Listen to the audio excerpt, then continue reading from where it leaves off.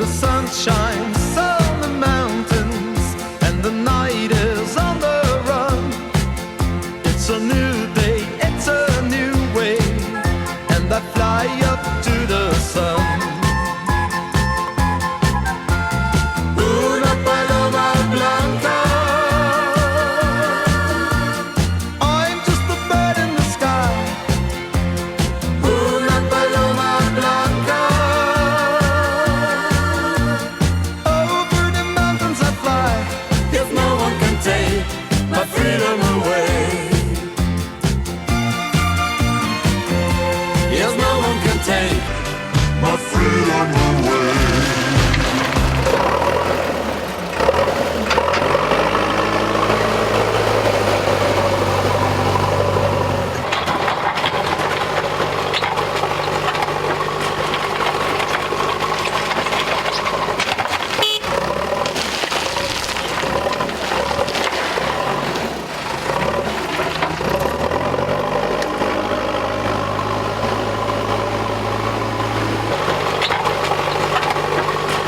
These are not the kind of pleasant surprises that you thought would greet you when you go to the Himalayas.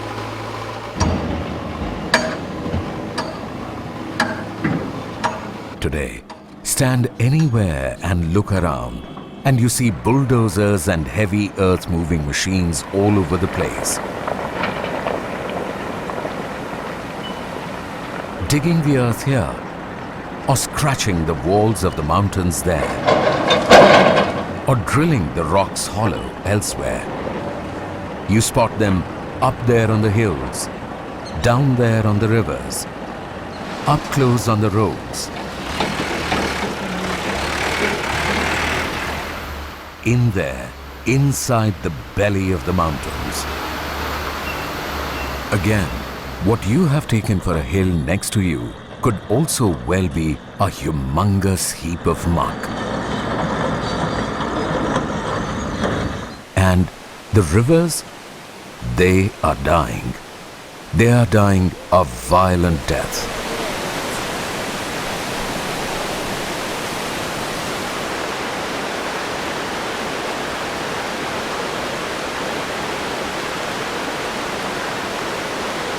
That is Himachal Pradesh for you today.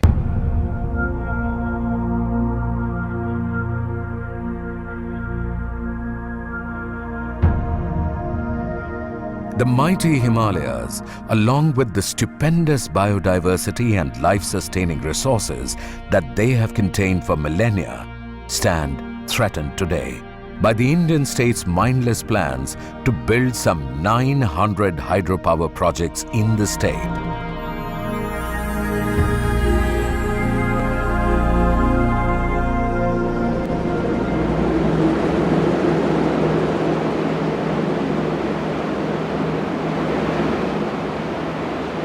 सब हमारा तो यहाँ ऐसा नुकसान किया हुआ, घर है बिल्कुल दरार होके, बिल्कुल ना हमारे को पूछते ना क्या है, सीधे मिट्टी धूल दे के चला गया प्रोजेक्ट बना के, कुछ नहीं।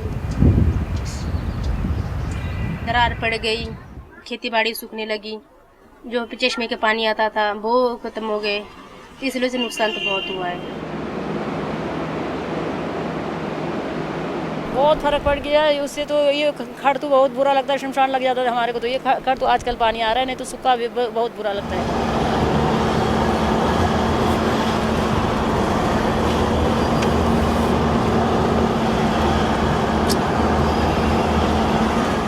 पोल्यूशन इतना फैल गया यहाँ कि आदमी आने वाले जो जिसने 20 साल जीना है वो 10 ही साल जी पाएगा।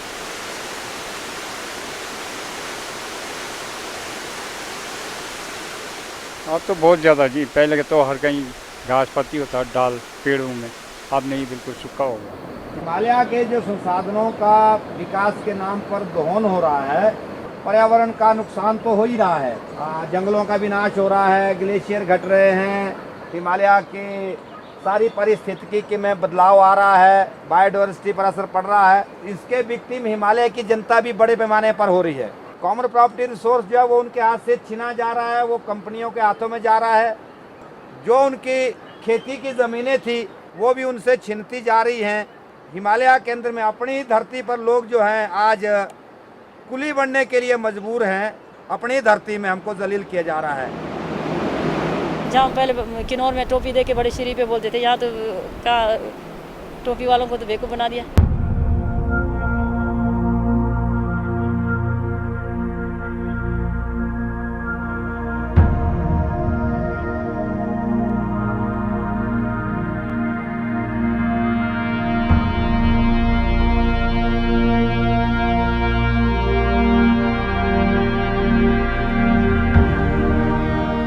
हो गई है पीर पर्वत सी पिघलनी चाहिए, इस हिमालय से कोई गंगा निकलनी चाहिए।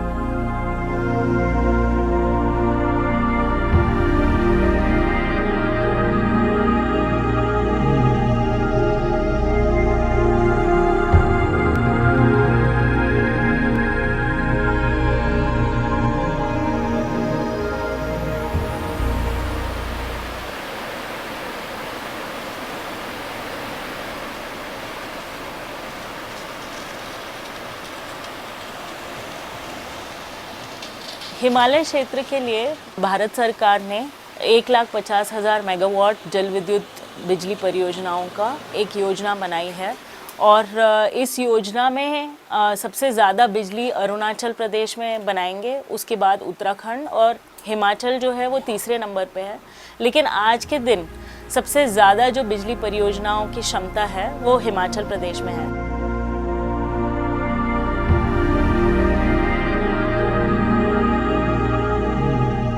हिमाचल प्रदेश में करीब 900 छोटी बड़ी परियोजनाएं करीब 5 रिवर बेसिन पे बनेंगी। अगर हम पूरा इसका पोटेंशियल देखें तो वो करीब आज के दिन जो सरकार कह रही है वो करीब 27,000 मेगावाट है, जिसमें से 10,000 मेगावाट वो जो हार्नेस हो चुकी है, कमीशन प्रोजेक्ट्स हैं, और जो दूसरे उसमें से करीब 3,000 के करीब है वो प्रोजेक्ट्स का काम चल रहा है, अंडर कंस्ट्रक्शन है, और फिर अन्य जो हैं वो प्लानिंग स्टेज में या पाइपलाइन में है। With the Himalayan state heavily pelleted with hydropower projects, there is little room left for the mountains to breathe and for the rivers to flow. In attempts to assuage the ever-growing neoliberal greed, mountains are holed in and tormented, and rivers are being choked and tunneled in, while the people are persecuted in clinical precision in myriad ways. In this madness, among the 5 major river basins in Himachal Pradesh, the Satluj River Basin is the most ravaged.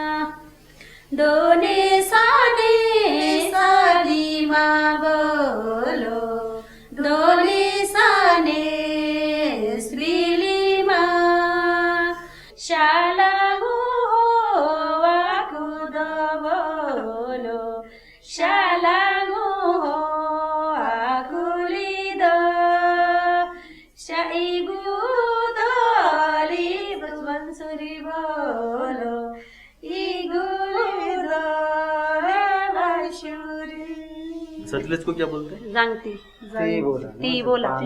जंगती का मतलब, ये जंगती का मतलब पानी gold. हाँ। Local गाने में इसको जो बोला गया जंगती बोला गया, मतलब कि गोल्डन वाटर, जंगती। People in Kinnaur, a predominantly tribal district, know the river Satluj as Zangti, that is, the river of gold water. An intrinsic part in the life, culture and economy of people, Satluj has a remarkable historical, geological and cultural significance too. Flowing for nearly 1,500 kilometers in its entire trail, it is the longest tributary of the Indus River. Satluj emerges from the holy mountain of Kangrin Boke next to Langako and Mapam Yumko in southwestern Tibet. Kangrin Boke or Kangrim Poche, which means the crowning jewel of snow, stands right at the center of the earth according to Buddhist belief. For Hindus, this is Mount Kailash. After flowing for about 260 kilometers as Lanken Zangbo in Tibet, Satluj enters India near the Sibgila Pass in Kinnaur district of Himachal Pradesh.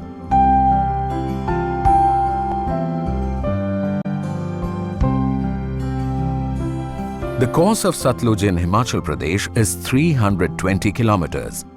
Then it runs through Punjab in India before joining the Chenab River in Pakistan, which then runs into the Indus River and finally into the Arabian Sea. In Tibet, Lanken Zangbo means the elephant spring. It is also called the Red River in Tibet. The Greek called it Zaradros, from which its Vedic name Shatadri is derived. The Kinnoris lovingly call it Zangti, watching it flow by them since time immemorial. And today's water managers sitting in New Delhi have given it yet another name, in the language that only they understand, the powerhouse of the Himalayas. Because more than 50% of the 27,000 megawatts of hydropower envisaged for Himachal Pradesh will come from the Satluj basin alone. इसमें से ज़्यादातर बिजली जो है ये सतलज घाटी में बन रही है, जो यहाँ की सबसे बड़ी नदी है। कुल 142 प्रोजेक्ट जो है इस घाटी में बन रहे हैं।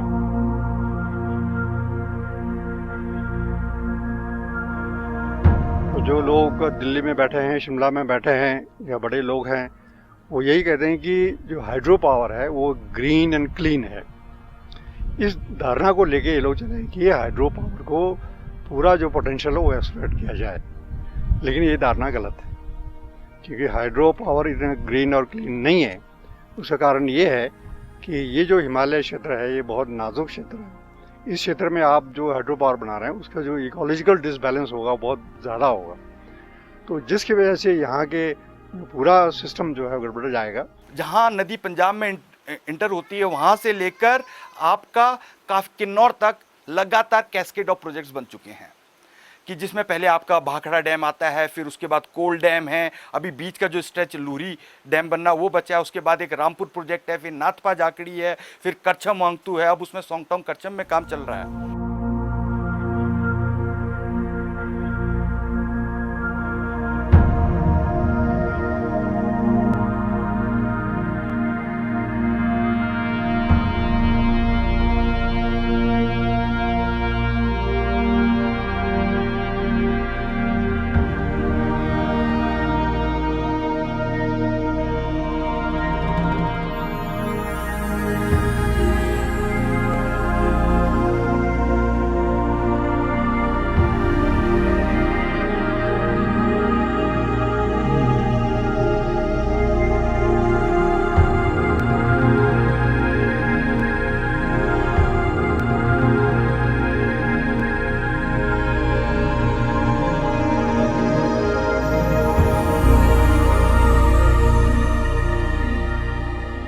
ऑलरेडी ये नदी पूरी तरह से भर चुकी है और इस नदी में अगर और भी प्रोजेक्ट बने, अगर पूरे प्रोजेक्ट बन जाते हैं तो इसकी जो पूरे सतलज नदी की जो एक cumulative environment impact assessment report हुई है तो उसमें कहते हैं कि ये करीब करीब 93% जो नदी है या तो वो टनल में बहेगी या ऐसे स्टोरेज वाटर रहेगी जो डैम्स के पीछे है।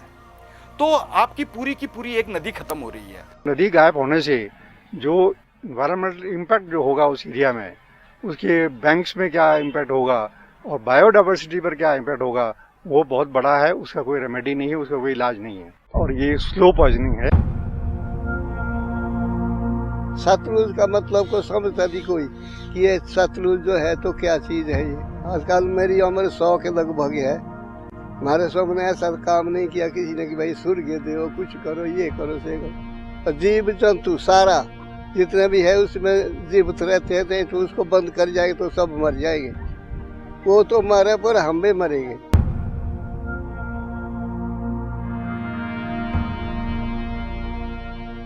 So the elephant spring that springs out of the holy mountain of Kang Rinpoche and prances down its way in wild abandon is now being tamed and tampered with by neoliberal whims and technological schemes as soon as it enters India. But at what ecological, social and human cost? Between 2010 and 2017, we followed the Satluj River and visited many hydropower projects on its basin to find out what they mean to the people there and to the Himalayan ecology, and also to the Indian state.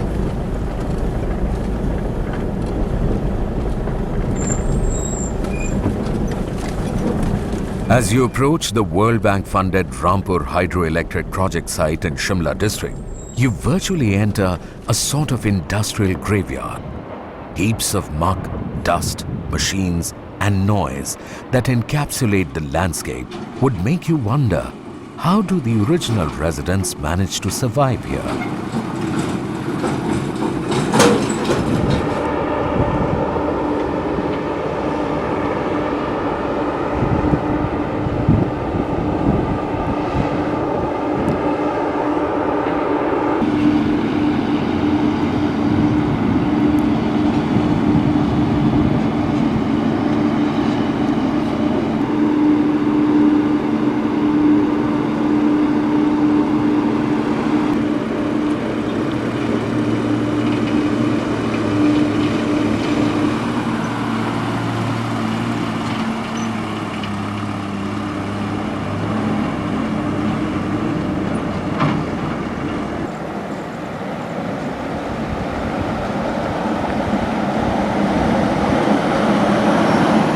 लोगों के घरों में जा रही है, ज़मीनों में बैठ रही है, फसलों पर बैठ रही है।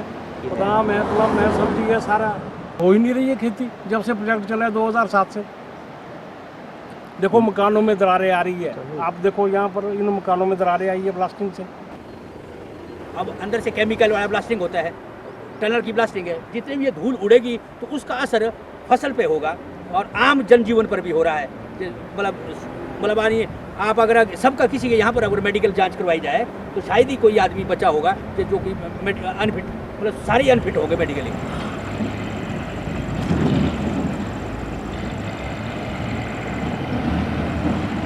200 मीटर का भी गैप नहीं है ये डंपिंग साइट और हमारी पंचायत का। यहाँ से जब भी हवा चलती है, तूफान आता है, इतनी डस्ट उठती है, सारा हमारा जो बादाम की जो फसलें होती है वो तबाह हो चुकी हैं। सेब जो हमारे तैयार होता है और ये हमारी नकदी फसल है, ये पूरी तबाह होती है। हमारा कम से कम 2 साल से हमने बादाम की फसल से कोई दाना नहीं लिया, नष्ट हो चुका है। और सेब का भी वही हाल है।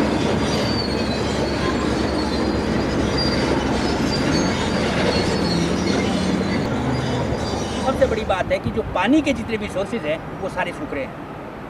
जहाँ जहाँ से एडिट टनल और टनल आ गई हुई है, उसके ऊपर के जितने भी जो सोर्स थे वो पानी के वो सारे सूख रहे हैं।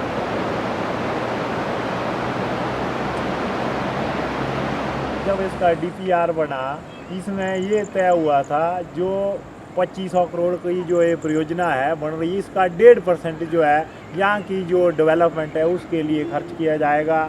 जो फसलों का नुकसान होगा उसका मुआवजा देंगे और परियोजना निर्माण में जो विस्फोट होंगे उसके चलते जो दरारें आएंगी उस काम में एक उचित मुआवजा जो है लोगों को देंगे। पर देखने में ये आया है लोगों को जो है बेवकूफ़ बनाया जा रहा है।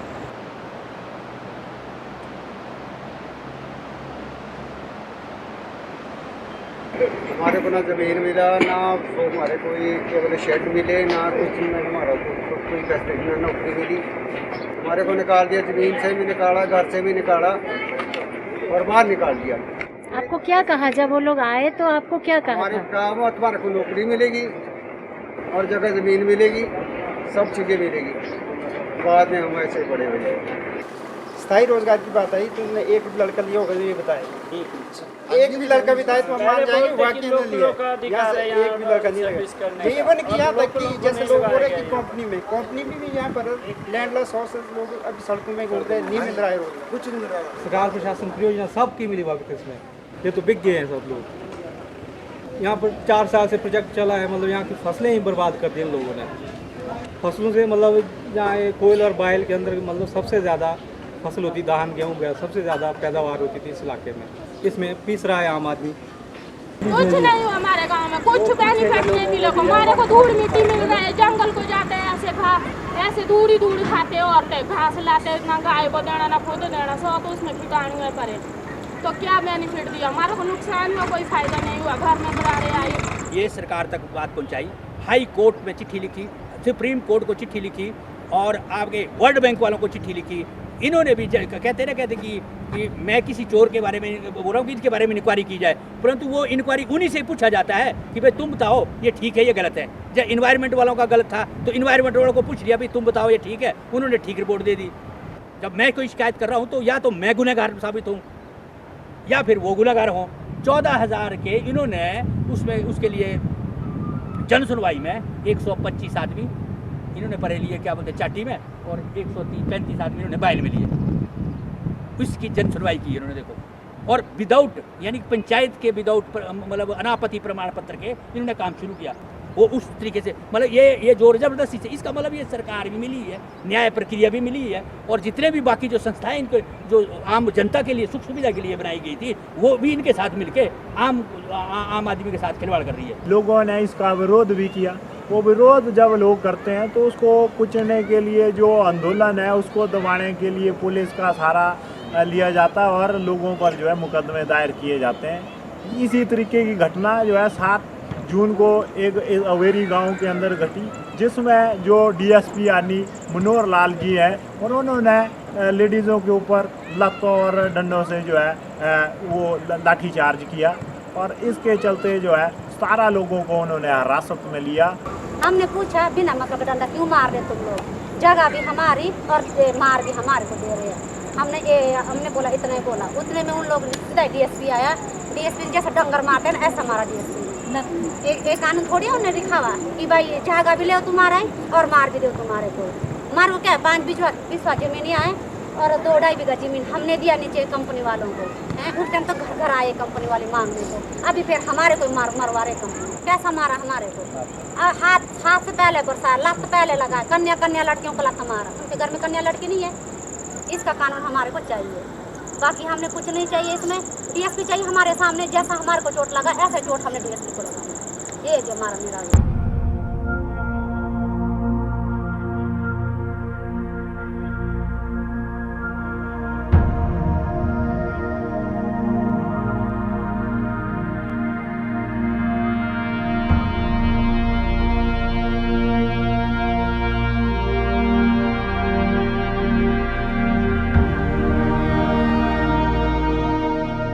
The Rampur project was completed and commissioned in 2014, ignoring all concerns and demands of local residents and environmentalists.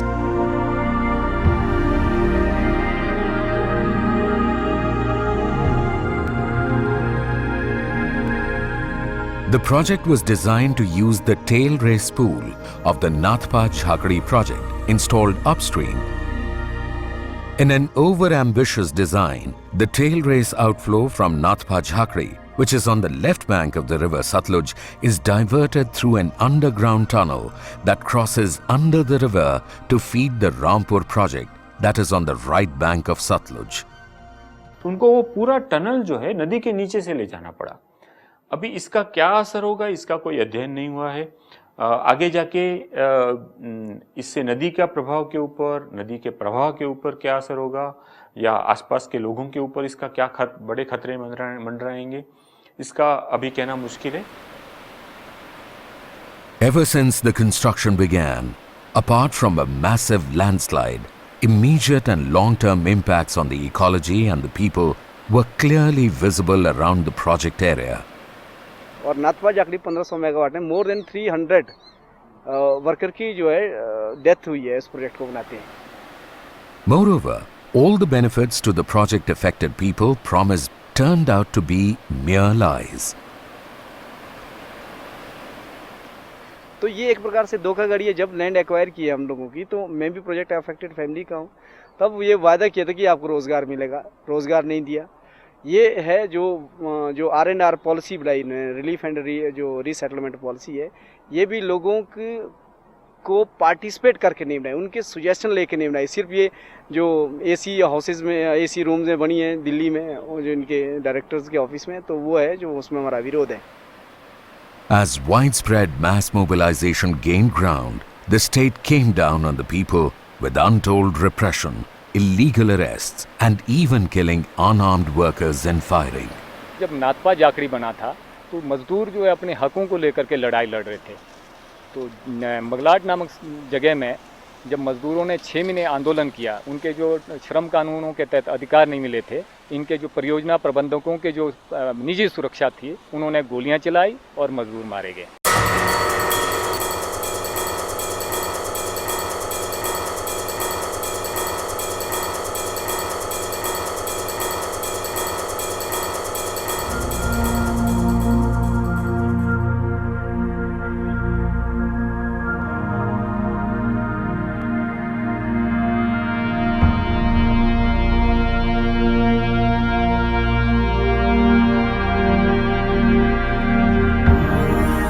जल विद्युत का जो पूरा एक दौर रहा है, उसको देखें तो हम उसको एक तरह से 2 भागों में बांट सकते हैं। एक जो पहले का दौर था, जब भारत को आज़ादी मिली, और उसके बाद जो टेम्पल्स ऑफ मॉडर्न इंडिया का जो एक प्रोजेक्ट रहा डैम बिल्डिंग का हमारे देश में, उसमें सबसे बड़ा डैम भाखड़ा नंगल वो सतलज नदी पे बना।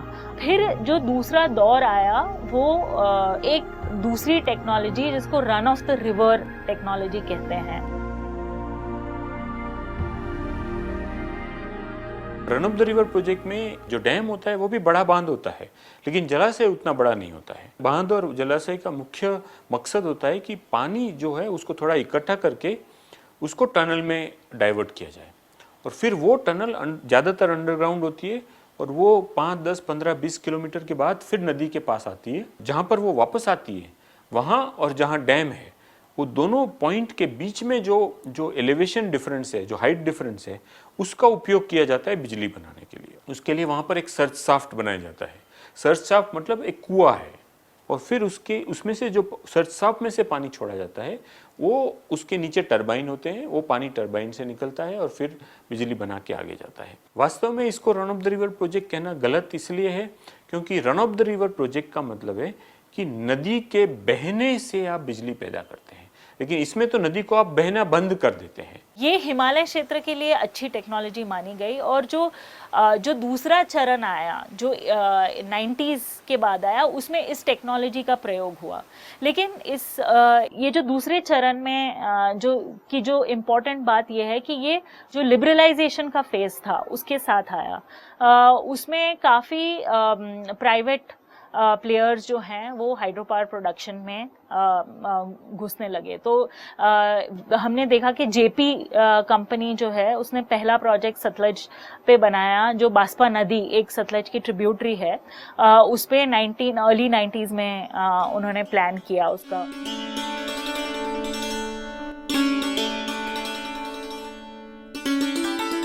The Baspa River, a major tributary of Satluj, originates from the Baspa Glacier in Tibet and enters India at Chitkul, the last Indian village on the Indo-Tibetan border in Kinnaur district. Baspa then runs through the astoundingly beautiful Sangla Valley, rich in flora and fauna, for 27 kilometers.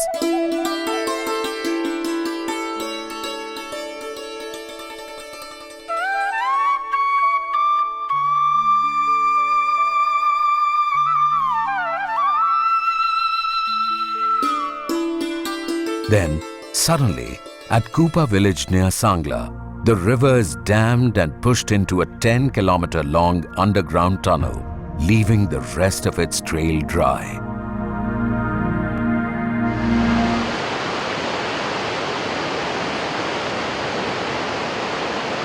Baspa 2003 में बन चुकी थी।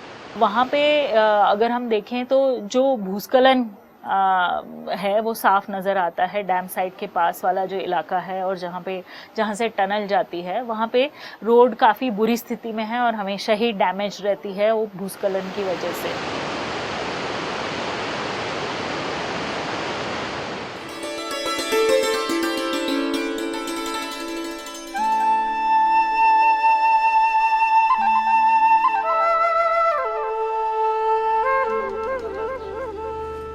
Project आने से पहले आपने सांगला को भी देखा है, उसके बाद भी देखा है, तो आप क्या लगता है क्या बदलाव आया है? बदलाव ऐसे आया जी, आज से कोई 40-45 साल जो हमारा टाइम में था यहाँ, तो यहाँ ऐसे अच्छा स्थिति था।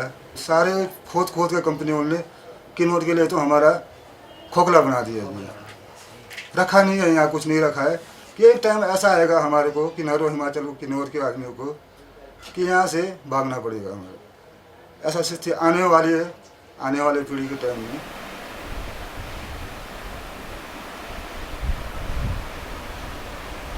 अब देखिए अभी आपके जिस पिछवाड़े में बिजली बन रही है, कल रात भर बिजली नहीं थी। नहीं थी, अभी भी नहीं है।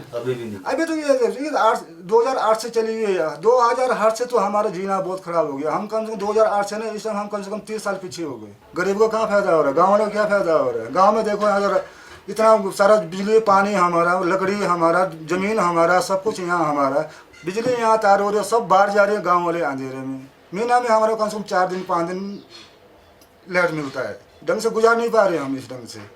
तो इतना प्रॉब्लम है जी हमारा।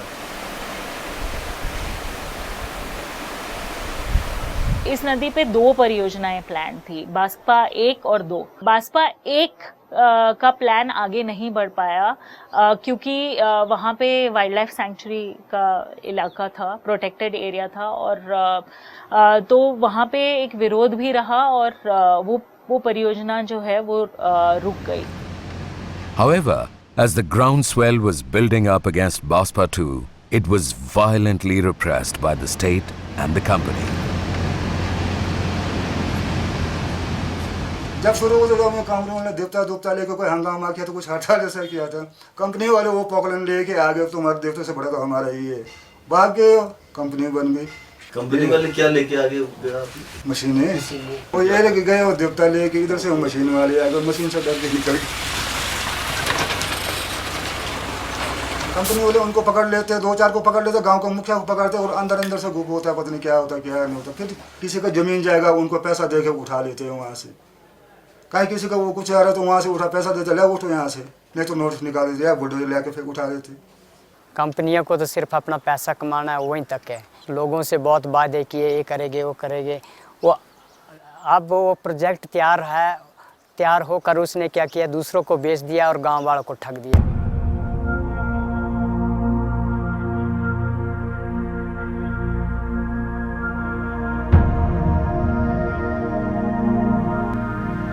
The tail race outflow from the Baspa 2 powerhouse goes straight into the Satluj, into the backwaters of Karcham Wangtu Dam near village Karcham in Kinnauр district.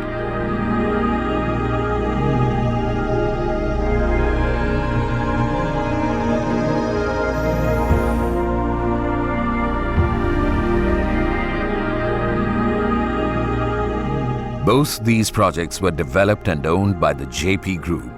However, in 2014, JP sold off both the projects to Jindal Steelworks or the JSW. एक तरह से ये बहुत ही एक महत्वपूर्ण परियोजना थी क्योंकि इसके माध्यम से जो भी इम्पैक्ट्स जिसकी हम बात करते हैं हाइड्रो प्रोजेक्ट्स में, वो सारे ही सामने आ गए।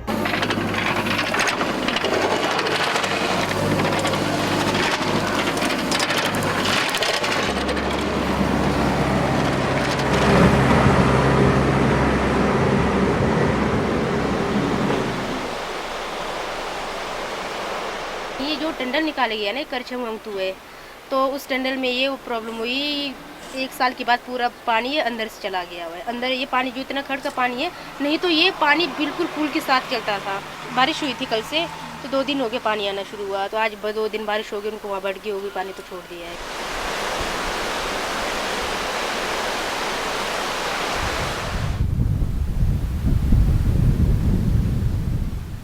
नदी को सूखने के बाद हमारे यहाँ पे गर्मी बहुत बढ़ गई है।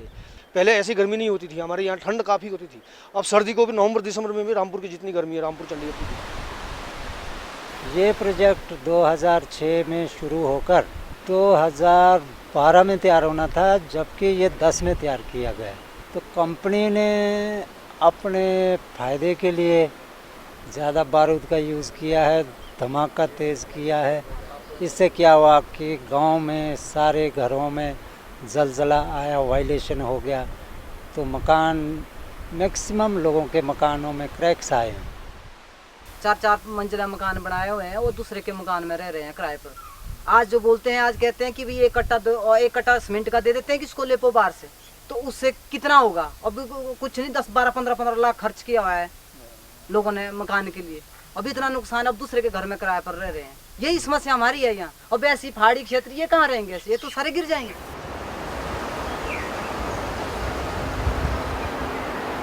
किसी का मकान एक बार दरार पड़ जाता है, वो तो दोबारा नए सिरे से बनाए, 3-4 गुना खर्च होंगे पैसे।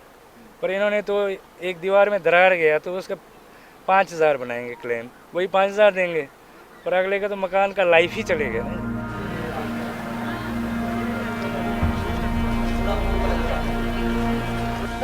बादाम आलमंड है, हाँ बादाम है।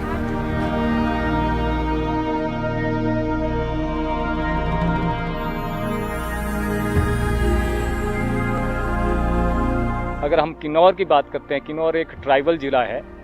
यहाँ की स्थिति दूसरे क्षेत्रों से भिन्न है। जनजातीय ज़िला किन्नौर में जिस तरह से हमने पहाड़ों का दोहन किया है, पर्यावरण को नुकसान पहुँचा है, इसका सीधा प्रभाव स्थानीय व्यवसाय पे पड़ा है। वहाँ के जो लोगों के नकदी फसलें थी उस पर प्रभाव है।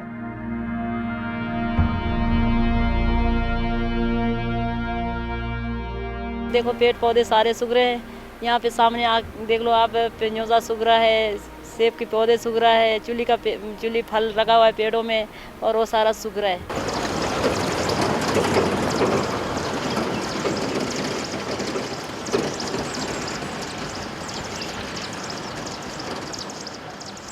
ये जहाँ डंपिंग कर रहे हैं वहाँ से धूल उड़ जाता है, पूरे गांव में फैल जाता है जी, पूरा फसल नुकसान हो जाता है हमारा। लोग बीमारी रहते हैं हमेशा पूरे गांव में।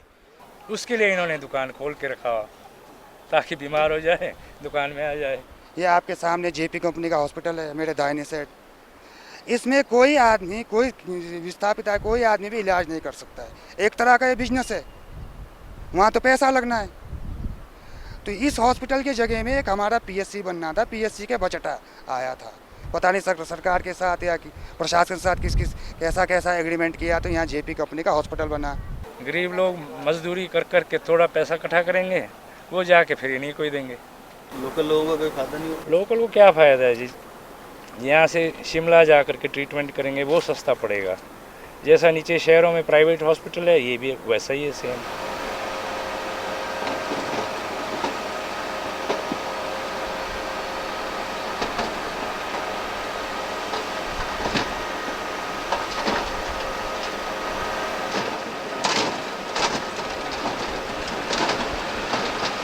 ये जो आप देख रहे हैं, जो मलबा यहाँ डंप किया है, ये टनल का एग्जीक्यूट करके अंदर से जो आया है उसको यहाँ पर इन्हें स्टॉक किया है। ज़्यादा जब लोड पड़ेगा लैंडस्लाइड इसमें ज़्यादा होगा। ये क्या नदी के किनारे की है या एनक्रोच? बिल्कुल, आपने शायद हमारी नदी है वहाँ पर उन्होंने किया है।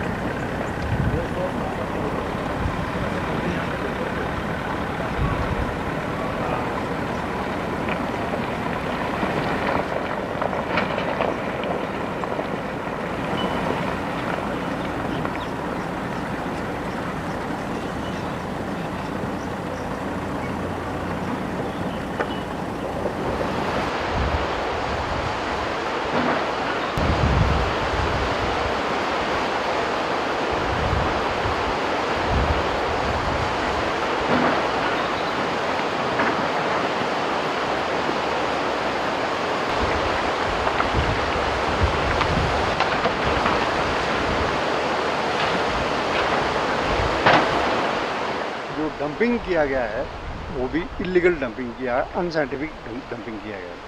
डंपिंग में ये उन्होंने प्रोसीजर बनाया है या डिज़ाइन बनाया है कि नदी का हाईएस्ट फ्लड लेवल से 10 मीटर छोड़कर और उसके ऊपर रिटर्निंग वाल लगाया जाएगा और जो डंप किया हुआ मटेरियल है उसका जो स्लोप है, ग्रेडियंट है, that should not be more than 25 degree.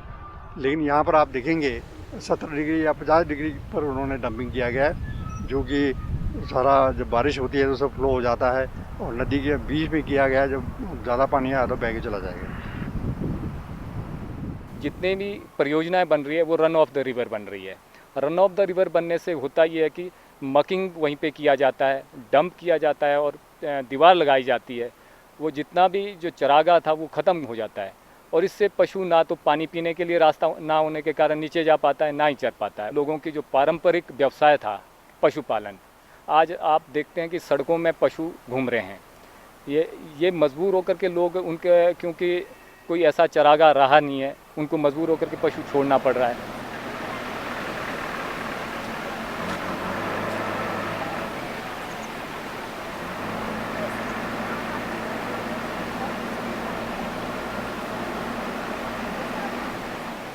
भेड़ पालन यहाँ का प्रमुख व्यवसाय है।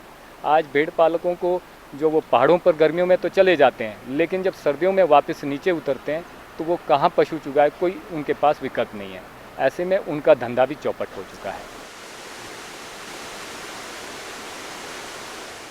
पहला तो मतलब हर कहीं फसल होता था, पानी होता था, घास पानी।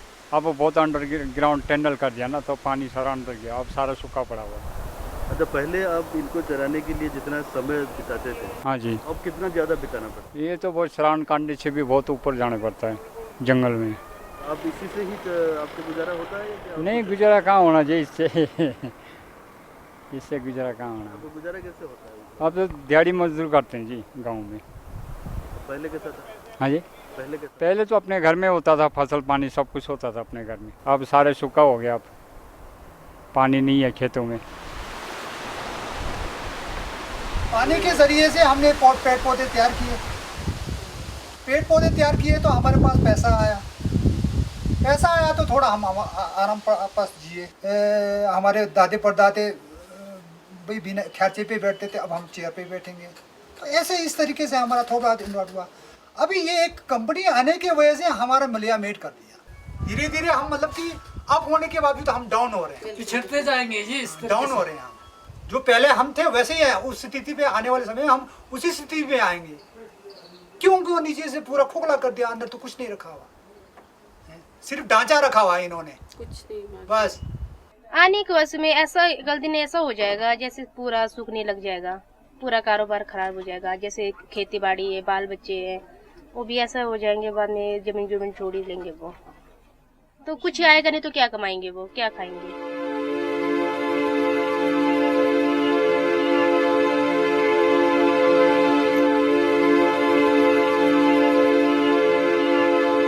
रोज़गार किसी को कुछ नहीं मिला जी। वैसे गवर्नमेंट का डायरेक्शन है 70% रोज़गार हिमाचली को मिलना चाहिए और स्थानीय लोगों को अधिक से अधिक रोज़गार मिलना चाहिए था। यहाँ किसी को रोज़गार नहीं मिला। देखिए, जहाँ तक एम्प्लॉयमेंट का सवाल है, अब हाइडल प्रोजेक्ट में employment is a very misconception.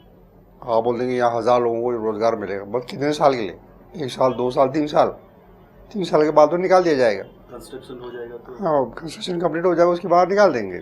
और दूसरा, कंस्ट्रक्शन पीरियड में भी क्या होता है कि ये लेबर को एंगेज किया जाता है, ठेकेदार और सब कॉन्ट्रैक्टर जो छोटे कॉन्ट्रैक्टर करते हैं। जो बड़ी कंपनी जो प्रोजेक्ट बना रहा है वो अपने रोल पे नहीं लेते हैं, तो उनकी लायबिलिटी ख़त्म हो जाती है, लेबर लॉ लागू नहीं होता है, इनको प्रोटेक्शन भी नहीं मिलता। इन करसम मोहतू में भी यही हाल हुआ, वो ठेकेदारों के नाम पे उनको एनरोल कर दिया गया, बाद में बोला कि काम खत्म हो गया। अभी तो ये लड़ाई है, आगे बढ़ी लड़ाई है। अभी तो ये लड़ाई है, आगे बढ़ी लड़ाई है। किसान एकता जिंदाबाद, जिंदाबाद, जिंदाबाद।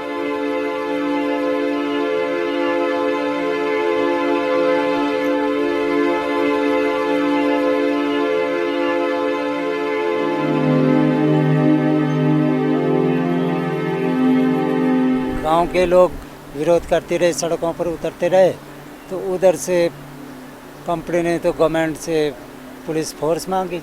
उनके साथ उन्होंने लाठीचार्ज भी किया, गोली कांड भी किया, सबको आंसू गैस भी दागे। इतना कुछ होने के बावजूद फिर पुलिस के जोर पर ही कंपनी ने काम अपना स्टार्ट कर दिया। करसोग प्रोजेक्ट बनना है, उसमें पूरा अफेक्टेड एरिया में 18 पंचायतें आती है। 18 पंचायतों में से सिर्फ 3 पंचायतों के एनओसी लिए गए हैं, बाकी 15 पंचायतों के एनओसी नहीं लिए गए। तो हम तो कहते हैं कि आज भी करसोग प्रोजेक्ट जो कमीशन हो चुका है ये इलीगल है, क्योंकि कानून तोड़ के बनाया गया है।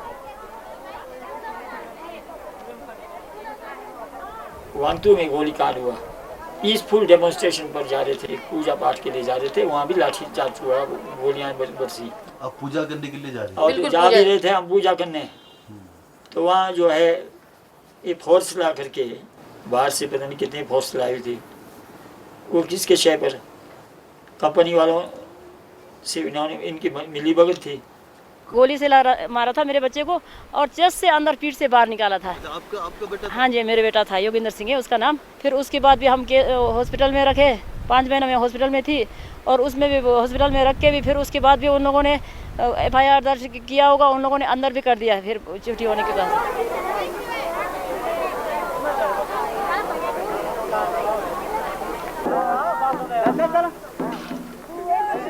तब उसमें लोगों को पता नहीं था कि ऐसे ऐसे होगा, हम लोग तो अनजाना बन के आ गए। ऐसा नहीं तो हम थोड़ा, बाकी नहीं तो डंडा तो सब के हाथ में हम भी लेके आते।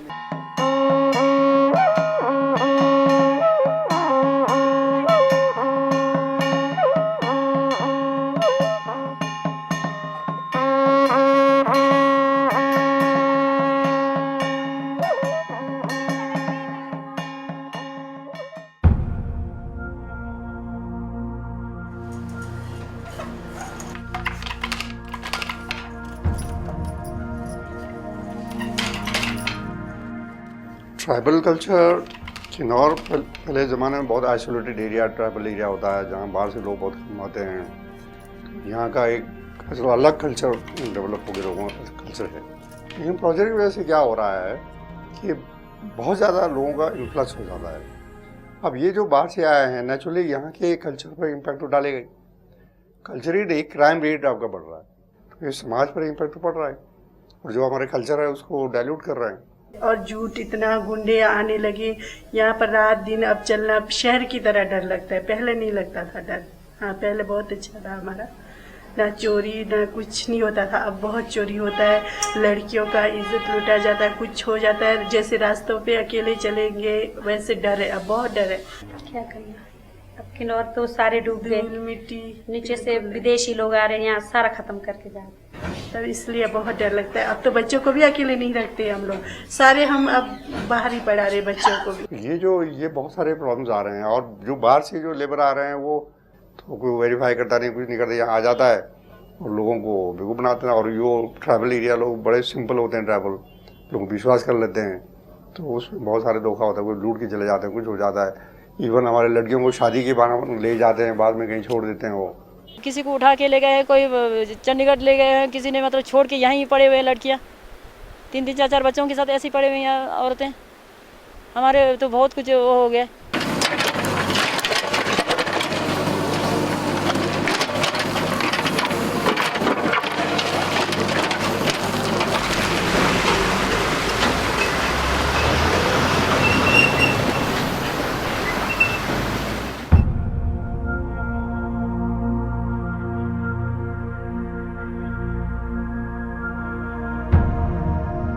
To the excessive and mindless underground activities, the mountains are responding in a way that they should.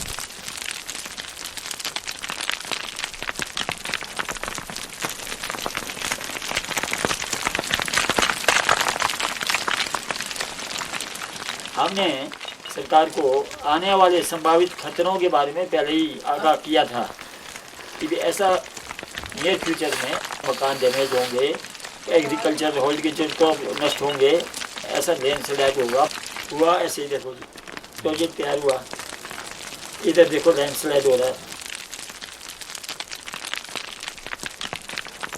Massive landslides around Urni village that started in May 2013 continue till date, that is 2018, causing huge damage to the people and the ecology.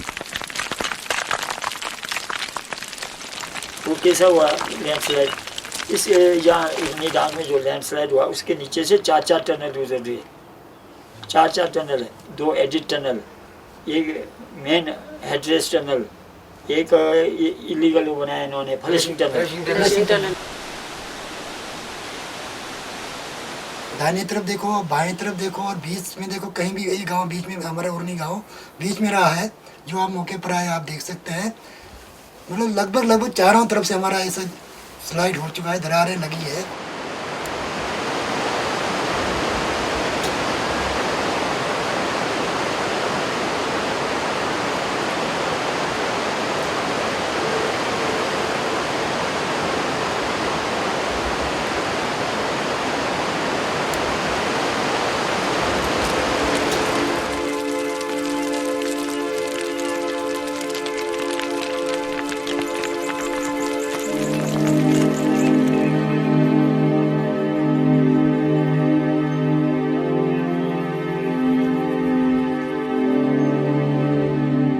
अब सारे बगीचे खत्म हो गए, भरपूर बड़े बड़े पेड़, सारा बगीचा पूरा तबाह हो गया।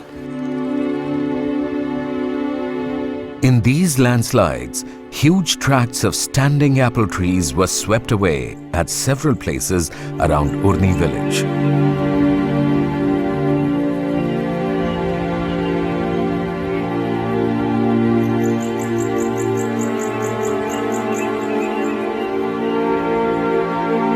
और सरकार का क्या बोलती है, ये नेचुरल कैलेमिटी है, हम बोल रहे हैं ये मैन मेड कैलेमिटी है।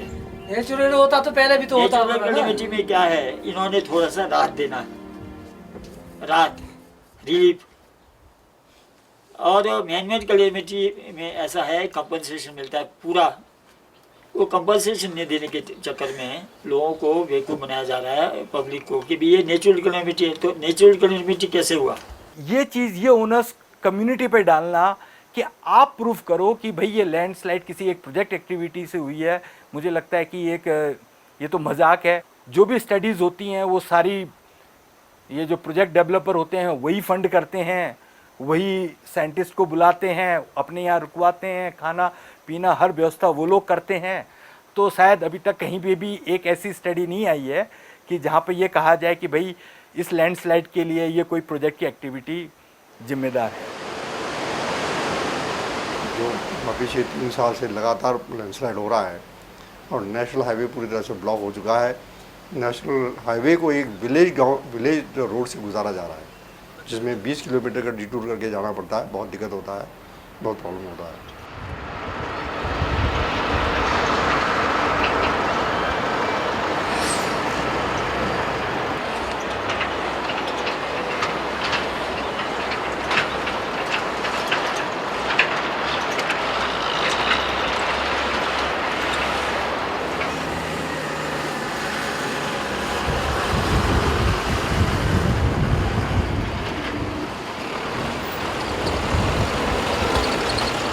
इस तरह के जो लैंडस्लाइड्स है उसका जो विकल्प इन्होंने तलाश किया है वाया टापरी, चगांव, उर्नी, चोलिंग, वो सड़क लगभग 21 किलोमीटर का है, जो किसी भी सूरत में ठीक नहीं है।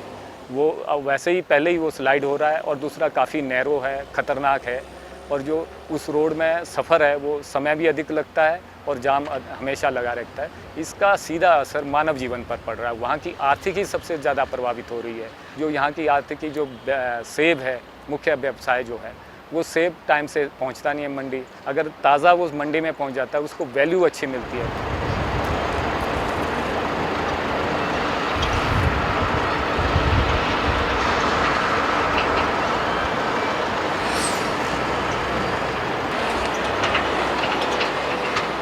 हम यहाँ से शिमला जो है 6 घंटे में पहुँचते थे, आज हमको यहाँ से शिमला पहुँचने में 10 घंटे लगते हैं। 4 घंटे का हमको सफ़र ज़्यादा करना पड़ता है। उसकी वजह से हमारा ट्रांसपोर्टेशन कॉस्ट बढ़ा है। हमारे सेब जो है, जो अगर 100 रुपये में अगर जाता था दिल्ली, तो उसको अब आपको कम से कम 150 रुपये, 120 रुपये देना पड़ता है। तो हर चीज़ में हमारा जो यहाँ पे जो नीचे से जो सामान आता है, हमारे चंडीगढ़ से, दिल्ली से जो भी ट्रांसपोर्ट में जो सामान आता है, उसकी कॉस्ट यहाँ पे बढ़ जाती है। सब्जियों की कीमत बढ़ जाती है यहाँ, इसकी वजह से।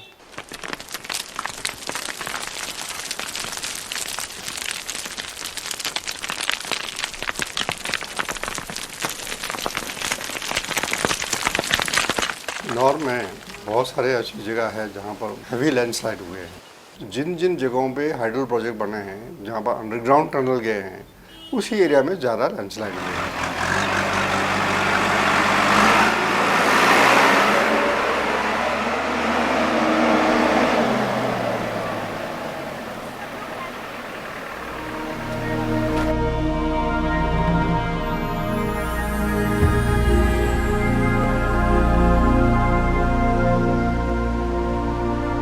The sight of devastation at the powerhouse at Wangtu offers an even more frightening situation.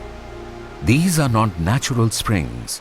These are cracks in the tunnel and the surge shaft of the power station through which water is rushing out at several points, threatening to trigger a massive breach someday, causing huge destruction.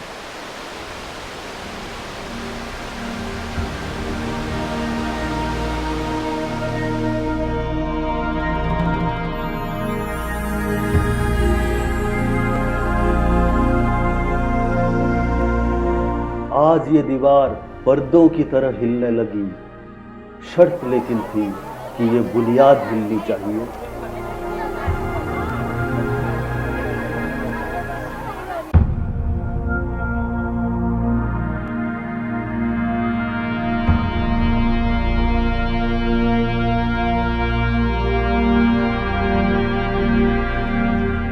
ये जो किन्नौर का क्षेत्र है, ये एक desert और semi desert cold desert है, जिसमें वेजिटेशन बहुत कम है और मिट्टी और पत्थर बिल्कुल लूज़ है। और दूसरी बात ये है कि ये भूकंप की दृष्टि से भी जोन 4 में आता है, बहुत संवेदनशील एरिया है। तो हम लोगों का सुझाव यही है कि इन एरियाओं में, खास करके ट्रांस हिमालय जो एरिया है किन्नौर का, वहाँ पर हाइड्रो प्रोजेक्ट नहीं बननी चाहिए।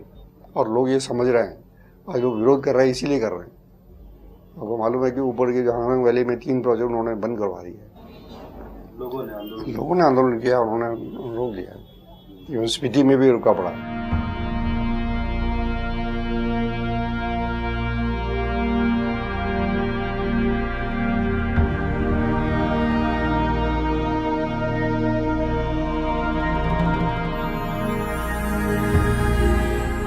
किन्नौर का जो ऊपरी क्षेत्र है, अगर हम देखें पूह के ऊपर का क्षेत्र, न कोई पेड़ हैं, न कहीं पर वेजिटेशन है।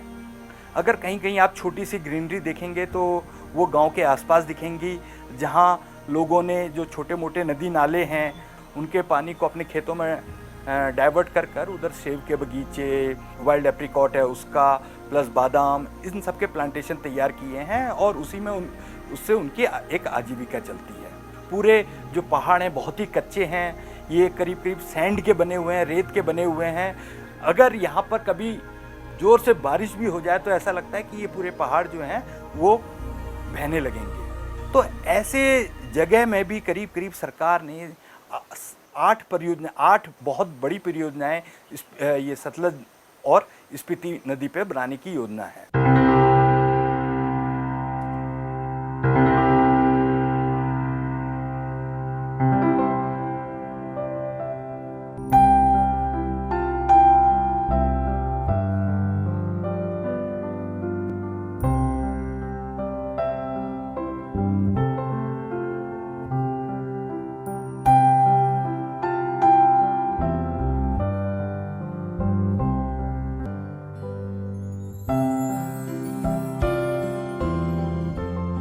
मैं शांता कुमार नेगी और मैं यहाँ हांगरंग वैली संघर्ष समिति से अध्यक्ष हूँ।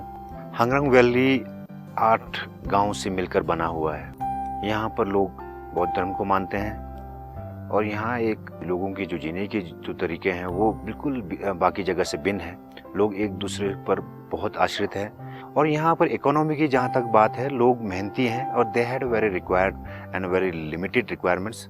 लिमिटेड रिक्वायरमेंट होने की वजह से वो खुश है अपने जीवनचर्या से।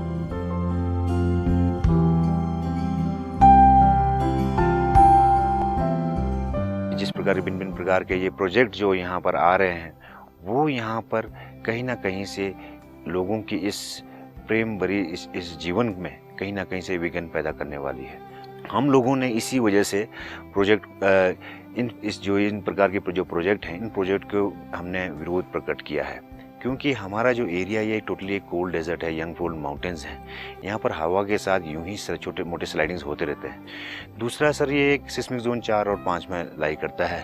विशेषज्ञ कहते हैं कि हर एरिया की एक कैरिंग कैपेसिटी होती है, तो हम नहीं चाहते कि जो नेपाल में हुआ वो हमारे यहाँ भी ऐसा कुछ हो। हमारी लड़ाई किसी पर्टिकुलर कंपनी के साथ नहीं है, हमारी लड़ाई उस विचारधारा के खिलाफ है जो ये कहता है कि आप ऐसे एरिया या इस प्रकार के जगहों में भी आप जितना मर्जी अंधाधुंध टनलिंग कर सकते हैं, जितना मर्जी खुदाई कर सकते हैं। उन्होंने जिन लोगों ने यहाँ एक दिन नहीं गुजारा, एक घंटा नहीं गुजारा, वो लोग यहाँ के भविष्य के बारे में कैसे कोई चीज़ फाइनलाइज कर सकते हैं।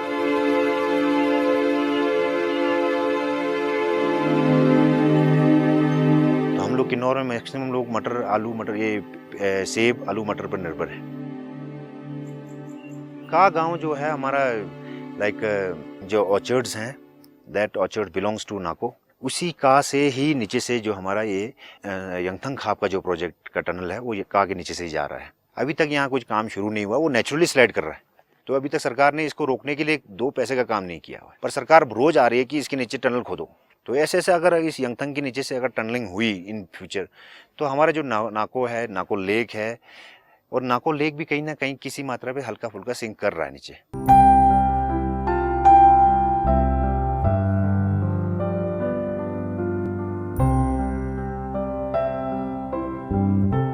धार्मिक दृष्टि से लोग इसे एक पूज्य झील मानते हैं। लोग भिन्न भिन्न गांवों से बहुत दूर से नाको लेक दर्शन करने आते हैं। हिज होलीनेस दलाई लामा जी जैसे जितने भी गुरुजी यहाँ नाको पधारे हैं, वो हमेशा झील में जाकर एक बार वहाँ आशीर्वाद जरूर लेते हैं। लोग उसको पूज्य मानते हैं, पूजते हैं। तो इस झील का संबंध हमारे गुरु पद्म संभवा, गुरु रिम्बुचे जी भी कहते हैं उन्हें, तो उनसे इस झील का संबंध है। जस्ट लेक के साथ ही गुरु पद्म संभवा के फुटप्रिंट्स भी हैं। तो खुदा ना खास्ता कल को अगर इस लेक को कुछ होता है तो ये एक बहुत बड़ा सेटबैक रहेगा यहाँ के लोगों के लिए।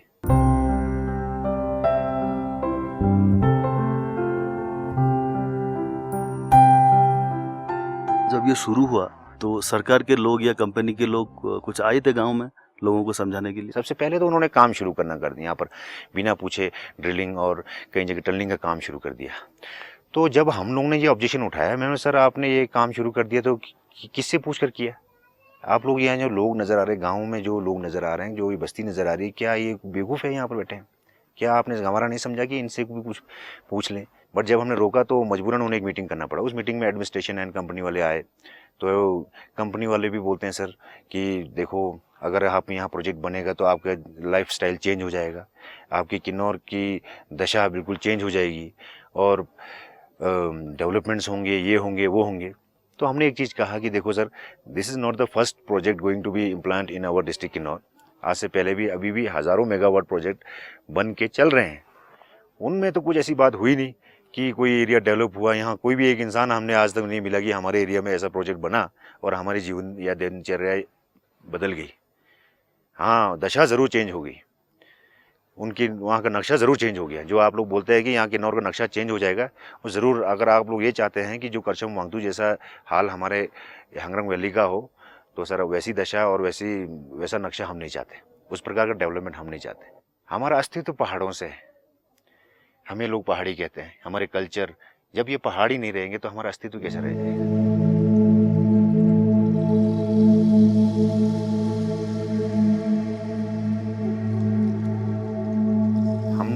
जितने भी हंगरंग वैली आज की डेट में भी एकजुट है, खासकर इस विचारधारा के खिलाफ, क्योंकि टोटली बेवकूफ़ बना के लोगों को लूटने का ये जो कार्यक्रम है ये चल रहा है। तो इसलिए सर हम लोग लड़ रहे हैं और आखिरी दम तक हम लोग लड़ते रहेंगे। तो आज के डेट में हम लोग कानून में रहकर और उन चीज़ों का यूज़ करते हुए, हमें जो ट्राइबल लॉज हैं, ट्राइबल एक्ट्स हैं, पेसा एक्ट है और जो ग्राम सभाओं को पावर्स दी गई है, उन पावर्स का यूज़ करके लोगों में अवेयरनेस फैला के, लोगों को जागृत करके हमने ये संघर्ष छेड़ा है।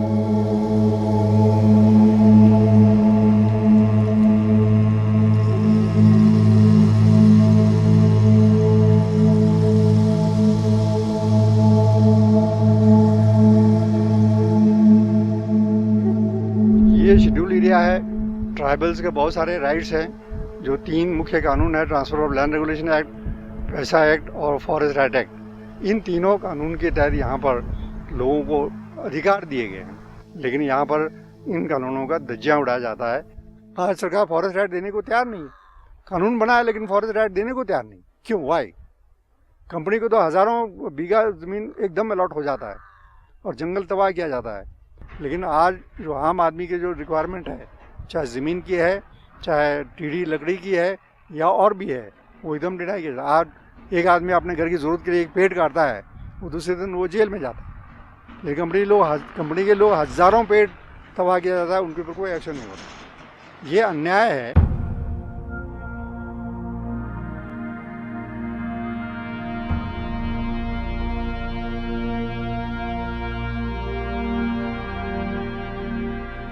सौ मेगावाट का टिडोंग प्रोजेक्ट है जिसमें हज़ारों पेड़ डैमेज कर दिया गया। उन्होंने जो फॉरेस्ट क्लियरेंस का जो कंडीशंस है उसको वायलेट करते हुए हज़ारों पेड़, वो भी चिलगोजे और देवदार के पेड़, इतने लार्ज स्केल पर डैमेज हो रहा है, फिर भी उसका कोई रोक नहीं है। चिलगोजा किन्नौर में बहुत रेयर एंड इंडेंजर स्पीसीज है। ये अफगानिस्तान में कुछ होता है, बाकी संसार में कहीं भी नहीं होता है। ऐसे रेयर एंड इंडेंजर स्पीसीज को तबाह किया जाता है, उसका जनरेशन फेल्योर है। और एक शुरकू करके एक पेड़ दूब की, उसका तो रीजनरेशन होता ही नहीं है। ये फॉरेस्ट वालों ने बहुत ट्राई किया, वो कहते हैं कि रीजनरेशन होता ही नहीं।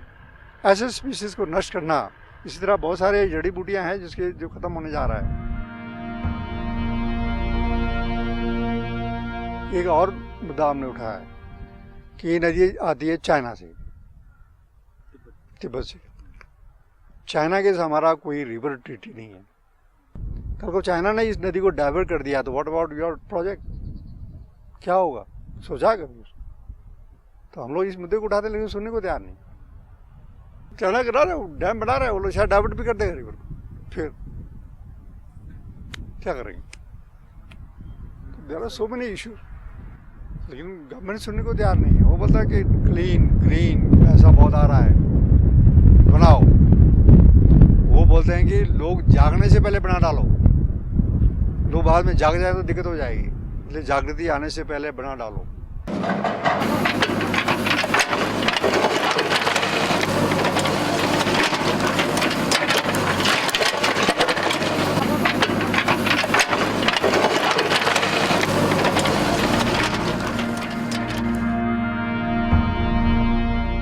किन्नौर में एक और परियोजना है इंटीग्रेटेड कासांग हाइड्रो इलेक्ट्रिक प्रोजेक्ट। ये जो प्रोजेक्ट है ये 4 स्टेजेस में बनना था।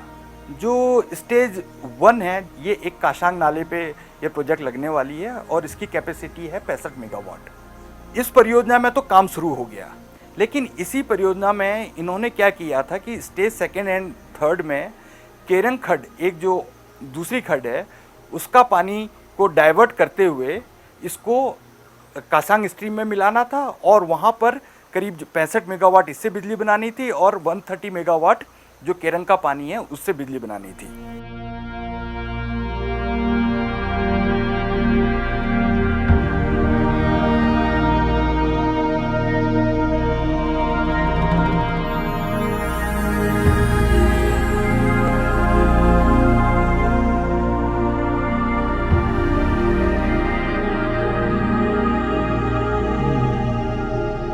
लेकिन जो स्टेज 2 एंड 3 था उसमें वहाँ पर लिप्पा एक गांव है जो उससे प्रभावित होने वाला था। उन लोगों ने इस परियोजना का शुरू से ही काफ़ी विरोध किया था।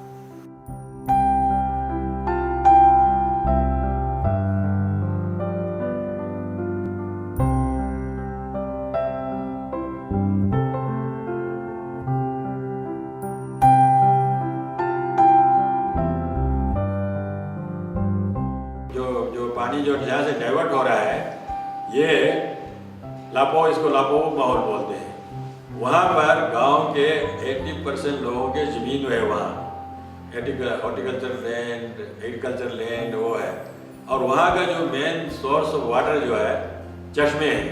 टनल भी वहाँ 6 टनल बनते हैं, 10 हेक्टेयर ज़मीन में 6 टनल बनते हैं। ब्लास्टिंग होगा तो वो सारे चश्मे जो है लुप्त हो जाएंगे, क्योंकि सबसे दूसरी जगह भी हुआ है लुप्त। इस तरह लोगों का आजीविका भी खत्म हो जाएगा। और वहाँ पर करीब यहाँ लिप्पा गांव के लोगों के 150 जो स्प्रिंग्स हैं या सीपेजेस हैं वो पड़ते हैं जिससे ये सिंचाई करते हैं।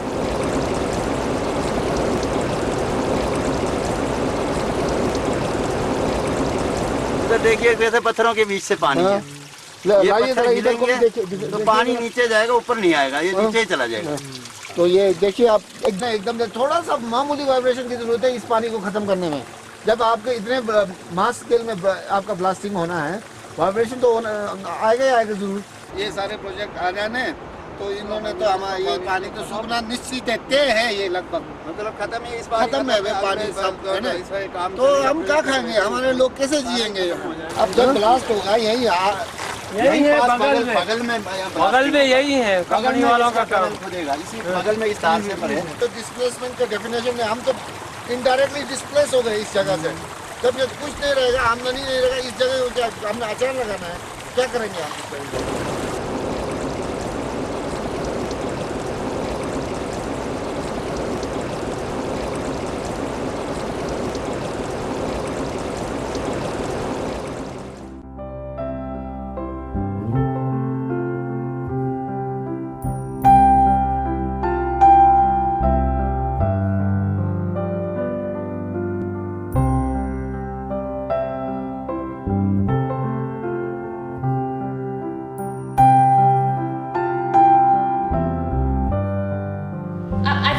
साधन ही खत्म होता, हम क्या करें, कैसे जिए?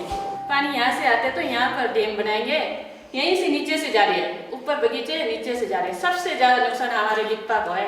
वहाँ पर और बहुत हमारे इकोनॉमिकली इम्पोर्टेंट जो है ना ट्रीज है, जिस तरह है चिलगोजा का दरख्त है, और चिलगोजा कहीं मिलता नहीं है, सिर्फ यहाँ और जगह मिलता नहीं है, सारा बहुत कॉस्टली है, वो रेयर है, एंडेंजर्ड स्पीशीज है। चिलगोजा तो वैसे ही हो जाता है, ये क्यों हो रहा है? इसकी नमी से हो रहा है, जो खड़ का पानी है इसके नमी आ जाते हैं, उससे हो जाए। वो चिलगोजा भी नहीं रहेगा, फिर क्या रहेगा हमारा? बिल्कुल ही खत्म है आजीविका तो। और दूसरा धूप है, धूप भी बहुत जगह नहीं मिलता है, वहाँ है। और देवदार के ट्रीज है, ये भी जब प्लास्टिंग करेंगे तो उनको भी डैमेज हो जाएगा, कट हो जाएगा। जब वो प्रोजेक्ट बनाएंगे तो वो कट हो जाएगा।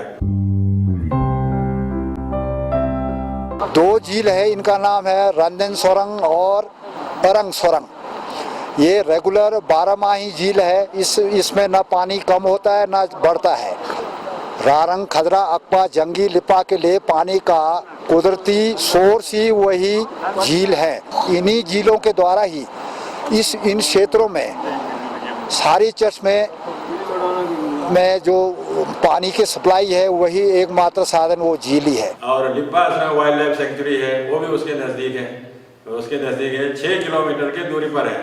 सर्दियों को वाइल्ड लाइफ सेंसिटिव जोन में तो रह नहीं सकते क्योंकि बर्फ़ बहुत ज़्यादा पड़ती है, तो सर्दियों को उनका निवास हमारे एरिया में होता है, जहाँ प्रोजेक्ट बनना है वहीं होता है। अगर वहाँ पे प्रोजेक्ट बन जाए तो वाइल्ड लाइफ जाएगी कहाँ?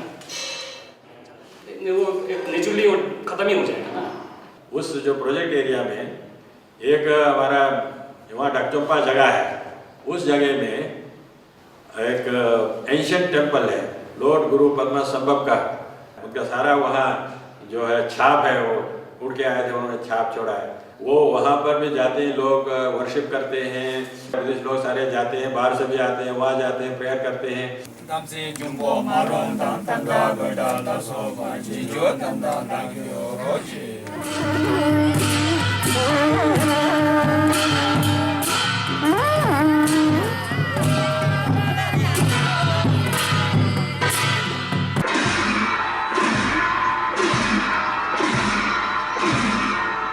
वो 500 मीटर की दूरी पर है, वहाँ से जो डाइवर्शन वेयर होगा वहाँ से 500 मीटर की दूरी पर है।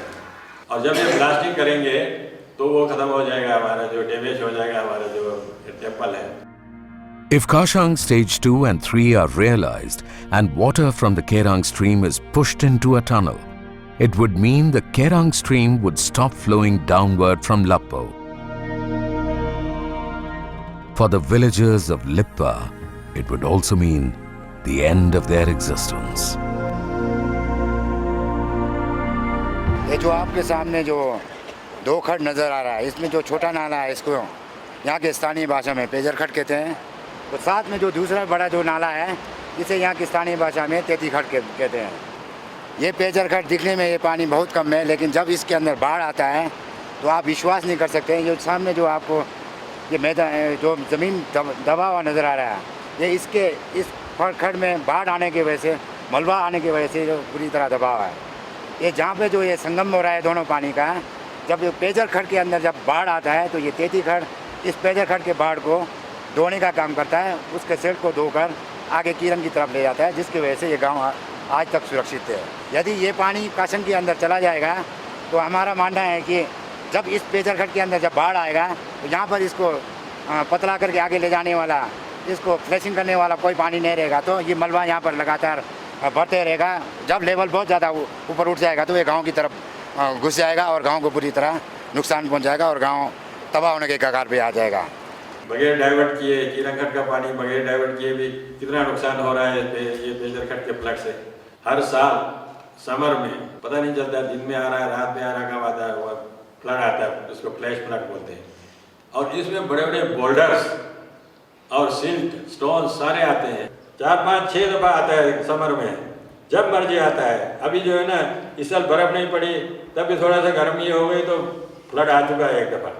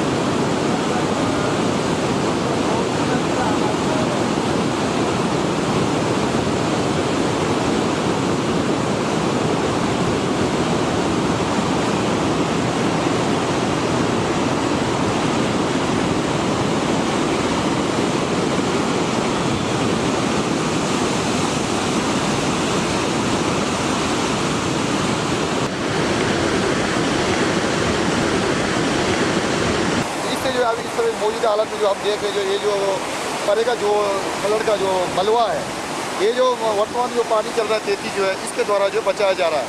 अन्यथा यदि ये पानी नहीं होता तो अभी 2 घंटे के अंदर जो सुबह से जो फ्लड आ रही है, इससे जो पानी रुकवा कर जो इसमें सारा चीज़ें ये बस्ती को भी खतरा हो सकता था।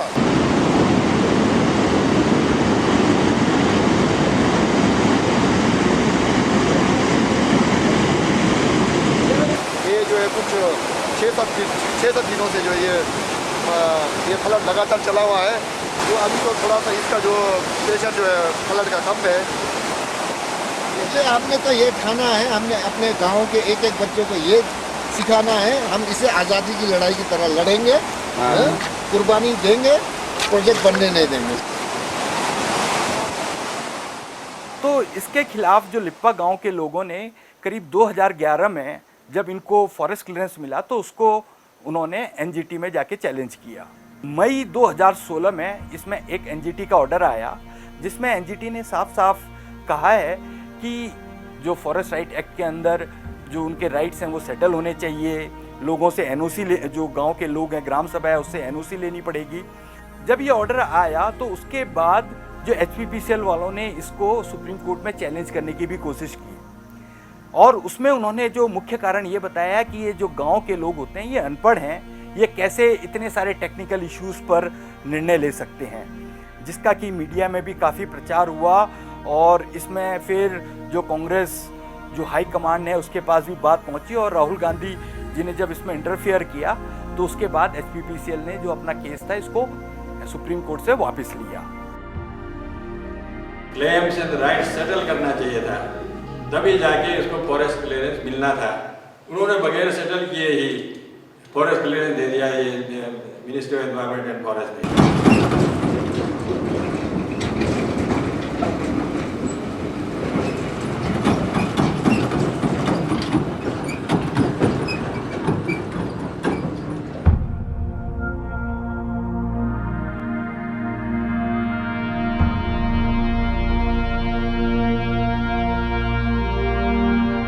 कोई भी एक पनबिजली परियोजना हाइड्रो पावर प्रोजेक्ट बनता है, उनका एनवायरनमेंट इम्पैक्ट असेसमेंट होता है, उसी में सोशल इम्पैक्ट असेसमेंट भी होना चाहिए था, लेकिन होता नहीं है। लेकिन ये प्रोजेक्ट वाइज होता है।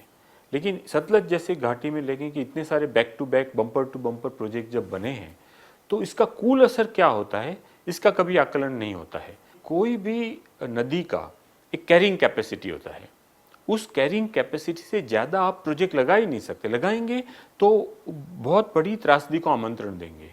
हिमाचल में जितने भी ग्रुप्स थे, जैसे कि हिमलोक जागृति मंच और हिमधरा है, एक हिमालय नीति अभियान है, कहीं ना कहीं इन सब ग्रुप्स की मांग थी कि हर नदी का एक क्यूमुलेटिव एनवायरनमेंट इम्पैक्ट असेसमेंट होना बहुत ज़रूरी है। बहुत साल तक हमको बहुत मशक्क़त, बहुत डिमांड करने के बाद फाइनली जब क्यूमुलेटिव इम्पैक्ट असेसमेंट करीब 6-7 साल पहले करना शुरू हुआ, तब तक ज़्यादातर प्रोजेक्ट बन चुके थे, क्योंकि काफ़ी लेट हो चुका था। 2013 में ये रिपोर्ट करीब कंप्लीट हुई और एक ड्राफ्ट कॉपी आई। पहली बात तो हम लोग इनके स्टडी जो प्रोसेस है उससे हम सेटिस्फाइड नहीं हैं। उन्होंने बड़े सीक्रेटली आके यहाँ स्टडी किया, लोगों को पता ही नहीं लगा। फिर हमने डिमांड किया आप बड़ा जो है पब्लिक हियरिंग करिए। जनते एग्रीड। उन्होंने रिकांग पीओ और पू में दो जगह पर, 2-3 जगह पर उन्होंने पब्लिक हियरिंग किया है। उसमें हमने पूरे रिपोर्ट को स्टडी करके हर चीज़ को डिटेल में हमने ऑब्जेक्शंस फाइल किए हैं। क्या मजाक बना रखा सर आप लोग? ये शर्म की बात है। सबसे पहली बात तो सर आप लोग के इस रिपोर्ट पे ऊपर मैं बिल्कुल ही ट्रस्ट नहीं करता हूँ, बस क्योंकि मुझे जितने आप लोगों ने दिखाया कि ये जो रिपोर्ट बनाने वाले यहाँ पर आए, मैंने तो शायद ये चेहरा मैंने पहले नहीं देखा, आप लोगों ने देखा हो तो मैं अलग। और अगर ये रिपोर्ट कहीं एक दिन या एक रात में बनाया होता अलग भगवान मैं नहीं जानता इस बारे में। फिश एलिवेटर का होना अनिवार्य होता है, वो क्यों नहीं बनाया गया या अगर है तो किस में बना है? जब फिश लैडर है ही नहीं है तो फिर उससे ऊपर मछलियां पंखधारी नहीं है, वो उड़ के ऊपर के मछली पानी में जा नहीं सकता। करचम वांगतू भी है। आप बता रहे हैं कि हमने वहाँ से लगभग 25% आबादी को हमने इन्वॉल्व किया है। मैं खुद प्रधान हूँ 8 साल से। निचार ब्लॉक के अंदर 2 मेजर प्रोजेक्ट्स हैं सर। नागपा जाखड़ी भी वही है, करचम वांगतू भी वही है। आप बता रहे हैं 25%, तो क्या हमें वो आंकड़ा मिल सकता है? आप किस किस गांव में गए और किस किस व्यक्ति विशेष से मिले? आपके कहने विरोधाभास है। एक आप कह रहे हैं कि अध्ययन अधूरी है, दूसरे कहने प्रोजेक्ट बनना चाहिए। इस विरोधाभास को कैसे ठीक करेंगे? यही जो बनते हैं आपके पब्लिक हियरिंग भी होता है जब प्रोजेक्टों के, उसमें मैंने देखा है कि जो लोगों को सुझाव दिया जाता है वो इंक्लूड नहीं किया जाता है। कि हमने सभी देखा है कि शॉन्टोंग का समय हमने देखा था, बहुत लंबा चौड़ा हमने सुझाव दिया था, उसमें से एक भी इंक्लूड नहीं किया गया। तो ऐसा ही शंका हमें होता है कि जो हमारे सुझाव है उसको आप ध्यान नहीं दिया जाएगा। नहीं, फिर क्या होगा? जिस दिन आप इसको सैंक्शन कर देंगे, गवर्नमेंट मंजूर कर देगी, तो बोलेंगे देखो जी हमने साइंटिफिकली स्टडी करवा लिया है, ये प्रोजेक्ट बनना चाहिए, साइंटिस्ट लोगों ने कहा है, इसलिए आपके ऑब्जेक्शन को हम मान्य नहीं करेंगे। तो इसलिए ये जरूरी है कि कानून कहीं ना कहीं कानून का बाध्यता होना जरूरी है। पैरा 8 से 15, 16, 17 तक जाता है और एक नवा दूसरा पॉइंट बना दिया, वो रिकमेंडेशन से बाहर है या उसको भी रिकमेंडेशन के अंदर रखा गया? लेकिन मैं उसका उत्तर ये देना चाहता हूँ कि वो रिकमेंडेशन नहीं है, वो एक सुझाव है जिसको सुझाव और रिकमेंडेशन में क्या फर्क है? अब ये पूरी जो CIA रिपोर्ट में थी, इसमें सबसे बड़ा एक जो पहलू था वो ये था कि उसमें एक तो उन्होंने रिकमेंडेशन सेक्शन दिया हुआ था जिसमें कई रिकमेंडेशन थी, और लास्ट में एक एक्स्ट्रा सेक्शन बनाया था जिसको कोई नाम नहीं दिया था, लेकिन उसमें लिखा गया था, उसमें था कि नो गो एरियाज में उन्होंने ये कहा था कि जो भी एरियाज ट्रांस हिमालय में आते हैं या कोई भी एरिया जो विद इन 10 किलोमीटर किसी प्रोटेक्टेड एरिया के पास में है, और तीसरा उन्होंने इसमें किया था कि जहाँ पर अच्छी अभी फिश पॉपुलेशन है तो इनको ऐसे नो गो एरिया ट्रीट किया जाए। लेकिन वो जो गवर्नमेंट के एजेंसी लोग थे वो उनको मानने को तैयार नहीं। वो कहता है इन्होंने ऐसे रेफरेंस भी दे दिया, ये रिकमेंडेशन में नहीं है। हमने कहा रिकमेंडेशन क्यों नहीं, उन्होंने दिया है तो रिकमेंडेशन माना जाना चाहिए। जो क्यूमुलेटिव इम्पैक्ट असेसमेंट हुए हैं वो एक ऐसी संस्थाओं के द्वारा बने हैं जो खुद हाइड्रो पावर प्रोजेक्ट के EIS करते हैं। तो इसमें एक बेसिक कॉन्फ्लिक्ट ऑफ इंटरेस्ट का इश्यू है, क्योंकि जो लोग ने हाइड्रो पावर प्रोजेक्ट बनाए हैं, EIA किए हैं, उसको जस्टिफाई किया है, वो लोग क्यूमुलेटिव इम्पैक्ट असेसमेंट ये तो नहीं कहेंगे कि वो प्रोजेक्ट वायबल नहीं थे या और प्रोजेक्ट वायबल नहीं होंगे, क्योंकि इसमें एक और चीज़ होती है कि कोई कंसल्टेंट यदि ये कह दे कि हाइड्रो पावर प्रोजेक्ट वायबल नहीं है तो उसको दूसरी कंसल्टेंसी मिलती ही नहीं है। तो क्यूमुलेटिव इम्पैक्ट असेसमेंट सही ढंग से किया जाना चाहिए था, जो वो नहीं हुआ है। So we are waiting for the final report, क्या हुआ क्या नहीं हुआ है। अगर रिपोर्ट सही नहीं है तो वी कैन चैलेंज दैट।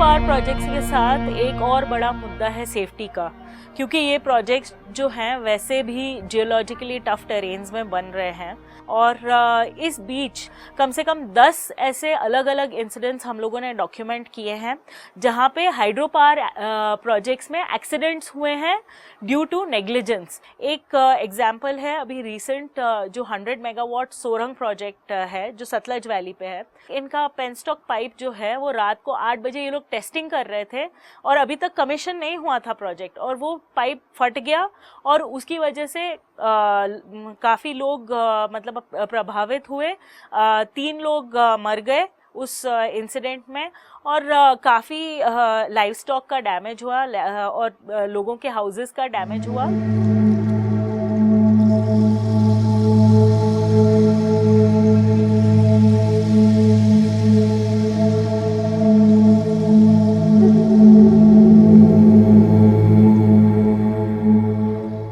लोग बताते हैं कि उन्होंने पहले ही वार्न कर दिया था कि इस पाइप में लीकेज है, अथॉरिटीज़ को वार्न किया था, उसके बावजूद उन्होंने फुल और अभी फुल कैपेसिटी में भी वो टेस्टिंग नहीं कर रहे थे और ऐसे में फट गया पाइप।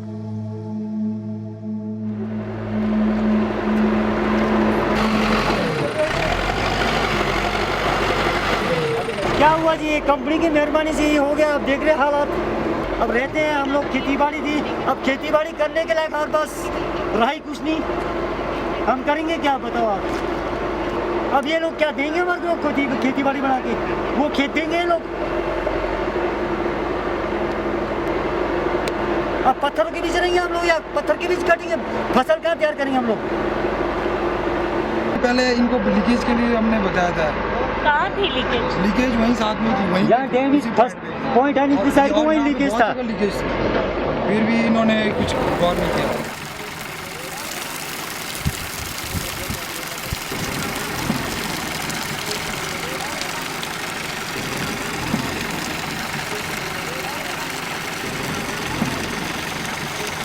और तो सबसे बड़ी बात मैं कि लोग चंडीगढ़ से आ रहे हैं, इनको पता लगा कि यहाँ ऐसा इंसिडेंट हुआ, हम यहाँ से लेके पावर हाउस नीचे यहाँ पर वहाँ नहीं पहुँच पाए, और ऊपर से वहाँ पे स्टाफ हमारे को एम्बुलेंस प्रोवाइड नहीं करा रही, इनके पास एम्बुलेंस होते हुए भी। आपके हाथ को क्या हुआ?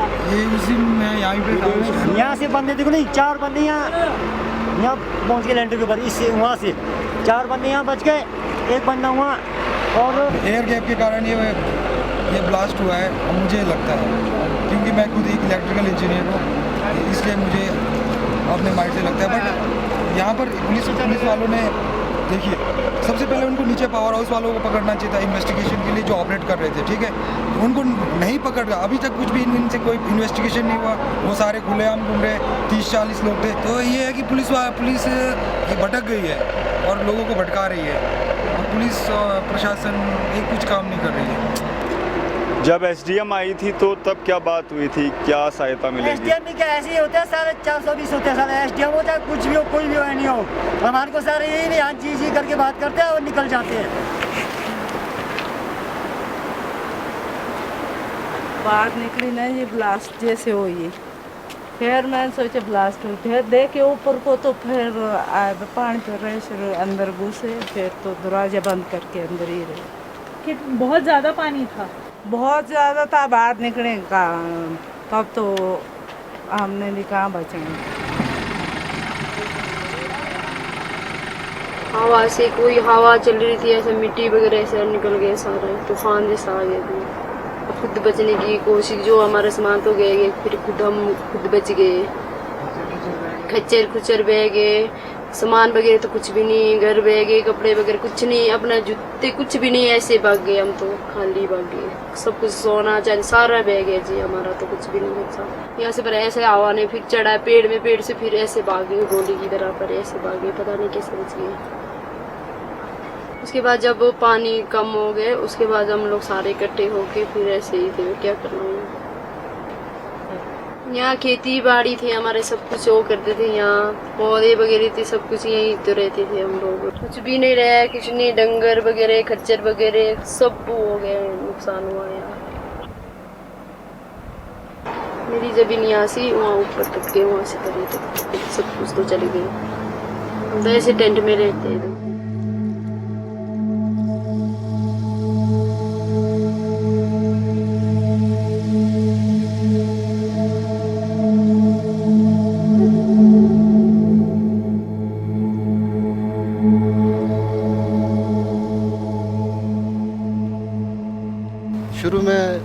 पर इन्होंने ज़बरदस्ती लैंड ली है, मतलब यहाँ के लोगों की इसमें कोई वो नहीं थी, रजामंदी नहीं थी।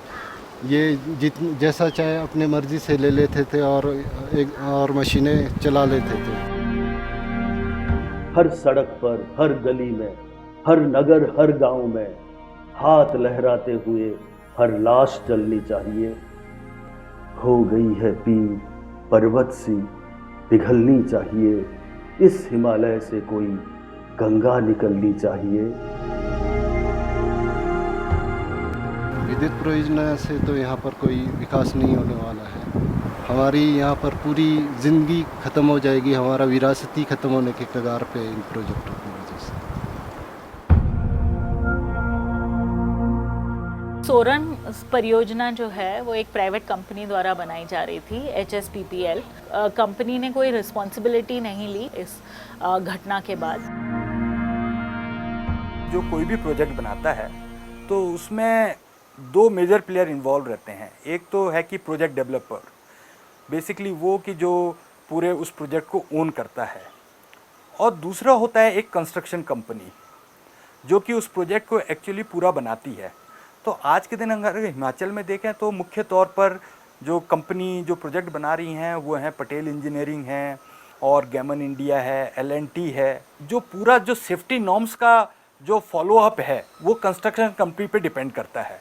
अब इसमें मुख्य तौर पे होता क्या है, पूरा लेबर लॉ है उसको कहीं पर भी फॉलो नहीं करते हैं और कहीं समस्या वहाँ पर पैदा होती है और उसको फिर सबसे पहले तो वो जो ऊपर की कंपनी है पटेल इंजीनियरिंग वो उसको ओन अप नहीं करती है और उसके बाद जो प्रोजेक्ट डेवलपर है वो भी ओन नहीं करता है। जहाँ तक सेफ्टी का इश्यू है वहाँ ये बात है कि एक तो लोकल कम्युनिटी तो है अफेक्टेड, दूसरा जो वर्कर्स इन प्रोजेक्ट्स में काम करते हैं वो भी बहुत वल्नरेबल हैं। शोंगटोंग के केस में जहाँ पे डेथ्स हो गई 4 वर्कर्स की अभी नवंबर 2015 में, उसके बाद भी जो वर्कर्स वाला इश्यू है उनको सही पैसे ना मिलने का, वेतन ना मिलने का टाइम से, वो चला रहा। 3 महीने से उन लोगों की स्ट्राइक चल रही है। श्रम कानूनों को सख्ती से लागू करना होगा, करना होगा, करना होगा। मजदूरों को बकाया वेतन देना होगा, देना होगा, देना होगा। 10 की सुविधा देनी होगी, देनी होगी, देनी होगी। हाजिरी कार्ड देना होगा, देना होगा, देना होगा।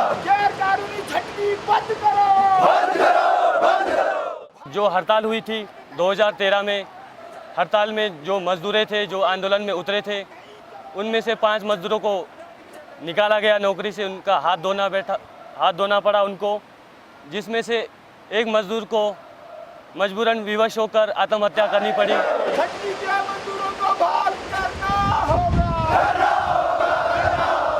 जो लेबर लॉ है, जो देश का संविधान है उसके अनुसार लागू नहीं किया गया है। यहाँ के जो सब कॉन्ट्रैक्टर है पटेल के अंदर वो मजदूरों का दमन करते हैं और जो 18,000 जो इनका न्यूनतम वेतन बनना चाहिए वो उनको पूरा ना देकर किसी को 10,000 में फिक्स रखा है या किसी को 8,000 में फिक्स रखा है। मजदूरों को सेफ्टी शूज़ देने होते हैं, मास्क देने होते हैं और हेलमेट देना होता है, उसकी यहाँ पे जो है प्रॉपर्ली जो है पूरे तरीके से मजदूरों को नहीं दिया जाता है। इसी प्रकार जब टनल में ब्लास्ट करते हैं तो उस ब्लास्ट को भी जो है प्रॉपर्ली तरीके से जो पूरा पहले चेक नहीं किया जाता है कि उसमें जो इलेक्ट्रिकल से संबंधित कि वहाँ पे जो है वो तारे ठीक है, ब्लास्ट ठीक हो रहा है।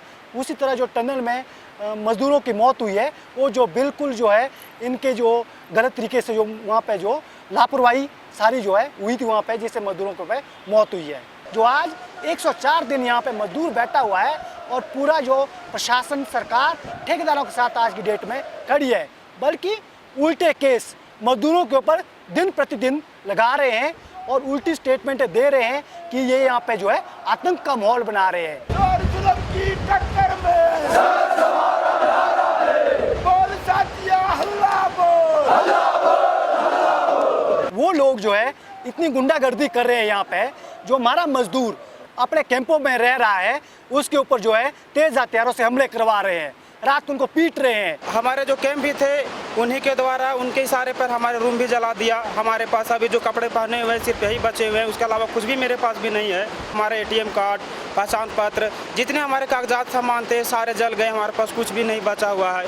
हमने कंप्लेन भी कराई मगर पुलिस अभी तक गिरफ्तार भी नहीं किया। इसी किनार पे हल्ला बोल, हल्ला बोल, हल्ला बोल, लेबर अफसर पे हल्ला बोल, हल्ला बोल, हल्ला बोल। जो 144 धारा लगाए पारी से शोंगटंग तक, जैसे हम लोग हड़ताल वाले मजदूर टेम साइड जाएंगे तो हमें रेस्ट करके बसों में भर के ले जाते हैं और वहाँ पे 50-60 लोग काम करें, उनके लिए कोई कानूनी कार्रवाई नहीं की जाती है। जो 50-60 लोग काम कर रहे हैं वो आंदोलन में लिए, वो आंदोलन में लिए वो बाहर से लाए गए मजदूर हैं, जो कि जम्मू कश्मीर से हुआ। कहीं किसी को झूठ बोल के लाया जाता है, उन्हें पूरा पता नहीं होता है यहाँ पे हड़ताल चला हुआ है। प्रोजेक्ट क्षेत्र पर धारा 140 लगा दिया गया है, तो जो सरकार का जो मूड है वो मजदूरों के साथ समझौता करने के पक्ष में नहीं है, बल्कि वो चाहती है कि जो मजदूर हड़ताल पर उतरे हैं उनका दमन किया जाए, उनको इस आंदोलन से खदेड़ दिया जाए। उनकी मांगें पूरी क्यों नहीं होती? उनके साथ समझौता क्यों नहीं होता? उनके साथ समझौता क्यों नहीं होता? मोदी आए या तूफान, मोदी आए या तूफान, बोल मजदूर हल्ला बोल, अपनी मांगों को लेके हल्ला बोल, बोल मजदूर हल्ला बोल।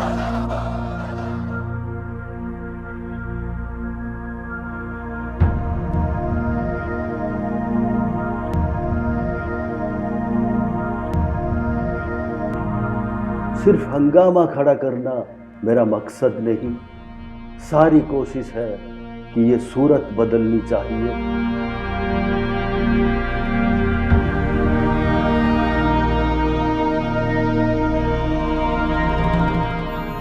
जब मूवमेंट्स की तरफ से ये बात आती है कि ये परियोजनाएं नहीं बननी चाहिए, इनसे नुकसान होगा, तो जो सवाल सामने हमारे सामने खड़ा किया जाता है वो तो फिर बिजली कहाँ से आएगी?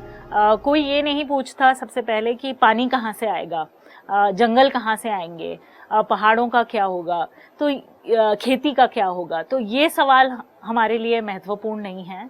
बिजली कहाँ से आएगी का सवाल जो है वो हमेशा आगे लाया जाता है। तो वो एक हमें प्रॉब्लमेटाइज करने की ज़रूरत है कि एक्चुअली हम लोग एज अ सिविलाइजेशन कहाँ जा रहे हैं कि बाकी चीज़ें हमारे लिए प्रायोरिटी में कम हो गई। अगर आप डेवलपमेंट के लिए सारा बेचना शुरू कर देंगे, सब कुछ बर्बाद करना शुरू हो जाए तो ये आगे के लिए सही नहीं होगा। आगे आने वाले जनरेशन के लिए क्या होगा? तबाही हो, बचेगा कुछ। जो इंटर जनरेशन और इंट्रा जनरेशन का जो कॉन्सेप्ट है, इक्विटी है, वो ख़त्म हो जाएगा। अब नदी के बारे में कहा जाता है कि there is a use value, there is a non use value and non quantitative value. इन वैल्यूओं को भी तो लगाइए ना उसमें, तब उसके बाद आप एनालिसिस करिए कि कॉस्ट बेनिफिट क्या है, तब तो उसका तो कुछ फ़ायदा होगा। नहीं तो ये एक वन साइडेड होगा।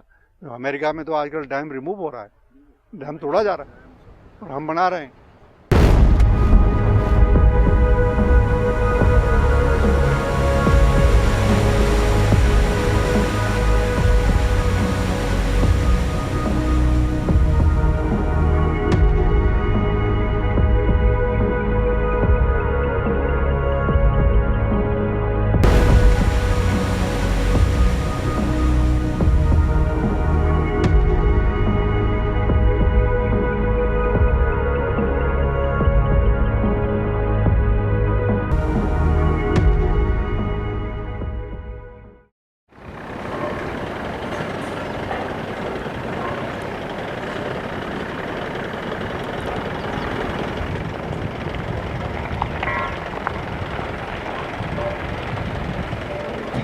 ये जो पहाड़, जिन पहाड़ों को बनने में like millions of year takes, उनको तोड़ने में हम कुछ वक्त भी नहीं लगाते, तो क्या हम इतना चीज खो के सिर्फ उस पावर के लिए? ये भी नहीं है कि ये जो बिजली पैदा हो रही है ये मतलब समाज के लिए, सभी देश के लिए बहुत ज़्यादा फायदेमंद है, ऐसा भी हम नहीं कह सकते। क्योंकि बिजली कहाँ जा रही है? उदाहरण के तौर पर हमें पता लगा है कि बॉम्बे में एक हमारा जो उद्योगपति का एक मकान है, जहाँ पर महीने का बिल है उनका 17 लाख। 17 लाख का बिजली का बिल एक बिल्डिंग में एक उद्योगपति का है। तो ये बिजली क्या बड़े लोगों के लिए है या गरीबों के लिए है?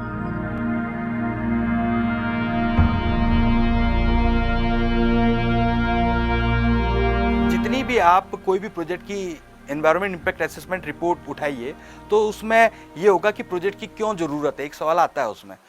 तो वो हमेशा से हर प्रोजेक्ट यही कोट करेगा कि आज भी भारत में इतने गाँव को बिजली नहीं है, तो ये प्रोजेक्ट इसीलिए बन रहा है कि इन गाँवों को हम बिजली दे पाएँ। जबकि आज के दिन ये सच्चाई है कि अगर हम बिहार को लें तो बिहार में करीब करीब आज के दिन जो केंद्र सरकार ने हर गांव को बिजली से कनेक्ट कर दिया है। तो भी जो एनएसएसओ का सर्वे कहता है कि अभी भी 30% जो हाउस होल्ड है वो बिना इलेक्ट्रिसिटी के हैं। बिहार ही नहीं, आज ये स्थिति पूरे देश में है। अगर सरकार की परिभाषा देखें फुल्ली इलेक्ट्रीफाइड विलेजेस की, तो वो ये है कि अगर किसी भी गांव में 10% घरों में अगर बिजली है तो वो पूरा गांव इलेक्ट्रीफाइड माना जाता है। तो जो 10% जो घर हैं वो वही घर हैं जो संपन्न हैं, जो बिजली खरीद सकते हैं। और बाकी अगर जो 90% लोग अगर अंधेरे में रह रहे हैं, तो उसके बावजूद भी अगर उस गांव को फुली इलेक्ट्रीफाइड माना जा रहा है, तो ये परिभाषा बिल्कुल ही एक तरीके से मजाक है। तो ये जो पूरी बिजली बन भी रही है, तो ये एक समझना होगा कि ये एक फ्री रिसोर्स नहीं है, इसके लिए पैसा देना पड़ता है। और जो गरीब लोग हैं उनके पास इतना भी पैसा नहीं है कि वो अपने लिए एक मीटर लगा पाएँ और महीने का उस बिजली का बिल दे पाएँ, इसलिए वो उस बिजली को उनके लिए है ही नहीं है बिजली। हम देख रहे हैं हिमाचल में ही बिजली की पोजीशन क्या है। किन्नौर में 3000 मेगावाट से ज़्यादा बिजली तैयार हो रही है, लेकिन हम किन्नौर वासी साल के 6 महीने हम अंधेरे में रहते हैं। किन्नौर के पूरे गांव को इलेक्ट्रिफिकेशन करने के बाद जो कंजम्पशन है, it is not more than 5 megawatt. 5 megawatt से एक डिस्ट्रिक्ट का पूरा नीड पूरा होता है। तो ये जो इतने प्रोजेक्ट बाहर जा रहे हैं, तो ये कोई गरीबों के लिए नहीं जा रहा है कि हम बिजली अंधाधुंध तरीके से प्रोजेक्ट बना रहे हैं, ये नहीं सोच रहे हैं कि इसकी वायबिलिटी क्या है। देश का हर मेगावाट हाइड्रो पावर प्रोजेक्ट 20 साल पहले जितनी पैदा कर रहा था बिजली, उससे आज 20 से 25% बिजली कम पैदा कर रहा है। तो आप इसका असेसमेंट नहीं कर रहे हैं, मॉनिटर नहीं कर रहे हैं, तो आप इसको ऑप्टिमाइज भी नहीं कर रहे हैं। यदि आप ऑप्टिमाइज भी नहीं कर रहे हैं कि एग्जिस्टिंग हाइड्रो पावर प्रोजेक्ट से ऑप्टिमम तरीके से पिकिंग पावर बने, तो फिर आपको और प्रोजेक्ट इसी उद्देश्य से लगाने का कोई अधिकार भी नहीं बनता है। तो पहली बात है कि ये पिकिंग पावर के नाम से जो बन रहे हैं वो एक बड़ा धोखा है। दूसरा सवाल जो लगातार होता है कि बिजली अगर हाइड्रो से नहीं और कोल से नहीं, तो फिर क्या हम सोलार और विंड से ये ज़रूरतें पूरी कर पाएंगे। तो जो आज का जो पूरा हमारा विकास का मॉडल है और जो हमारा बिजली का जो पूरा जिस तरह से पॉलिसी फ्रेमवर्क है, इस फ्रेमवर्क में और जितना हमारा कंजम्पशन है बिजली का, वो तो हम चाहे सोलर से पूरी करने की कोशिश करें या विंड से करें, जो हमारा फुटप्रिंट होगा, जो पर्यावरण को नुकसान होंगे वो उतने ही होंगे, क्योंकि हमारा कंजम्पशन ही शायद बहुत ज़्यादा है।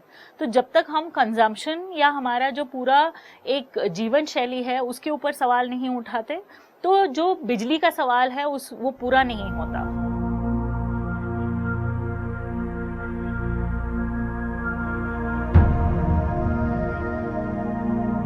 एक मेरा प्रश्न आप लोगों से है कि do the day will come when our requirement for power will fulfil.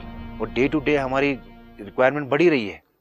आज आदमी इतना लेथार्जिक हो गया हुआ है कि उसको कपड़ा धोना चाहिए, खाना गर्म करना है, खाना ठंडा रखना है, हवा पानी गर्म हवा चाहिए, ठंडा हवा चाहिए, किसी भी चीज़ के लिए उसको बिजली चाहिए। और एक दिन ऐसा भी आएगा जो वो इंसान बिस्तर में बैठे बैठे एक बटन बोले, टॉयलेट भी सुबह सुबह उठते हुए उसके बिस्तर के नीचे आ जाए। तो क्या हम उस दिन का इंतज़ार कर रहे हैं?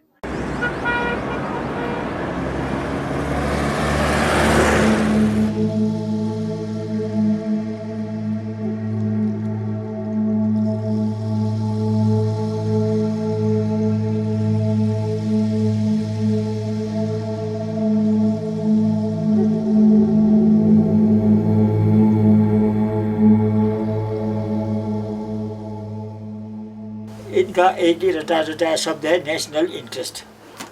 उसका क्या मतलब होता है? ये राष्ट्र हित, बिजली तैयार हो रही है राष्ट्र हित के लिए, तो हम भी उसी राष्ट्र में आते हैं। इस किन्नौर से कितना प्रोजेक्ट बना रहे हैं, हमारे को पूरा किन्नौर को ना जितना प्रोजेक्ट जा रहा है, हमारे को सब्सिडी होना चाहिए बिजली का, या तो बिजली का बिल्कुल फ्री होना चाहिए। पानी का, सड़कों का सारा मेंटेनेंस सरकार करके देना चाहिए। हमारे को नहीं बोलने से पहले खुद पूछना चाहिए सरकार को। मीरू गाँव में तो हमारा रोड भी नहीं है, हमारे को 8 किलोमीटर पैदल चलना पड़ता है। दुनिया में आज़ाद होगा, मीरू में कोई आज़ाद नहीं है हमारे गाँव में। किसी को बर्बाद करे, किसी को फिर राष्ट्र हित के लिए बोले, ये कोई जचता है? ये कहते हैं कि ये नेशन प्रॉपर्टी है। हम मानते हैं नेशन प्रॉपर्टी है। वो प्रॉपर्टी किस बात की जो है हमारे घर तबाह कर रहा है, हमारे जो प्राकृतिक सोर्स हैं वो सूख रहे हैं, इसके बदले हमको जो है कुछ नहीं मिल रहा, हमारा पर्यावरण खराब हो रहा है। तो इस प्रोजेक्ट से हम क्या करें? ये प्रोजेक्ट, इस नेशन प्रोजेक्ट से हमने क्या करना है कि नेशन की प्रॉपर्टी से क्या करना है। ट्राइबल है, हिली एरिया के लोग हैं और जो रूरल एरिया के लोग हैं, why this should suffer for the people of the plain area, non tribal urban area, उनके भलाई के लिए हम सफर क्यों हो?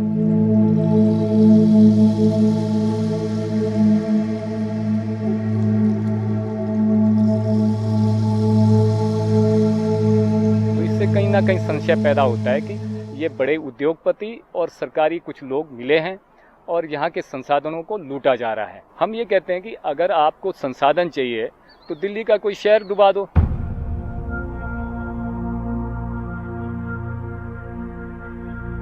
एक बार एक लेटर मुझे मिला था, like there are few elements who are obstructing nations benefit, who are obstructing in like completion of hydel projects. तो strict action should be taken against them and they should be like treated as anti-nation activists, something like this, or some terrorists like that. मैंने उनसे पूछा कि अच्छा मैंने क्या किया ऐसा देशद्रोही काम? क्योंकि मुझे ये पढ़ाया गया कि जितना grow more trees as possible, respect nature, save environment. That's what I have done. अगर ये चीज़ करना एंटी-नेशन एक्टिविटी है तो मैं फिर टेररिस्ट हूँ। और अगर ये कंपनी में अगर आपको देशभक्त करना है तो अगर रिलायंस, भिलवाड़ा, गेमिन, जेपी या इस प्रकार कंपनी में जाके ही अगर देशभक्ति हो सकती है तो ये बहुत गलत धारणा है मेरे हिसाब से।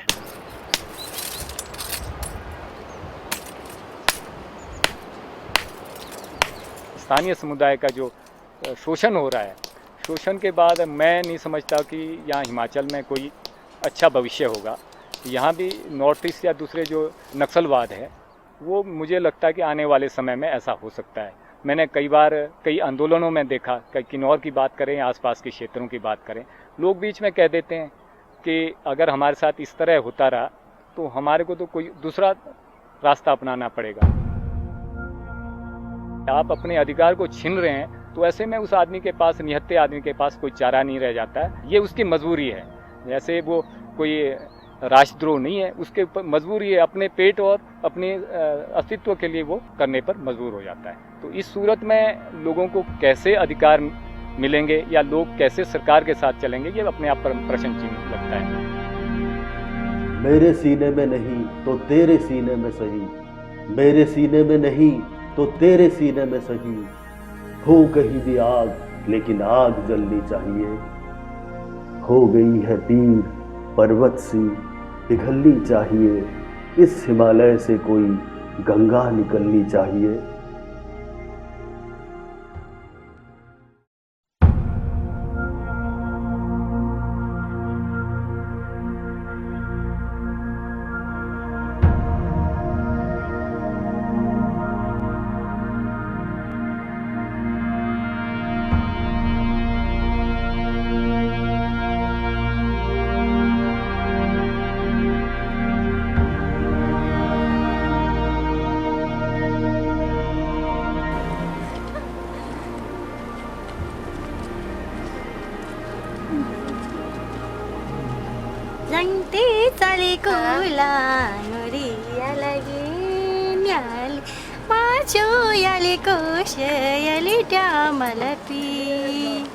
माजो याली कुश त्या मलपी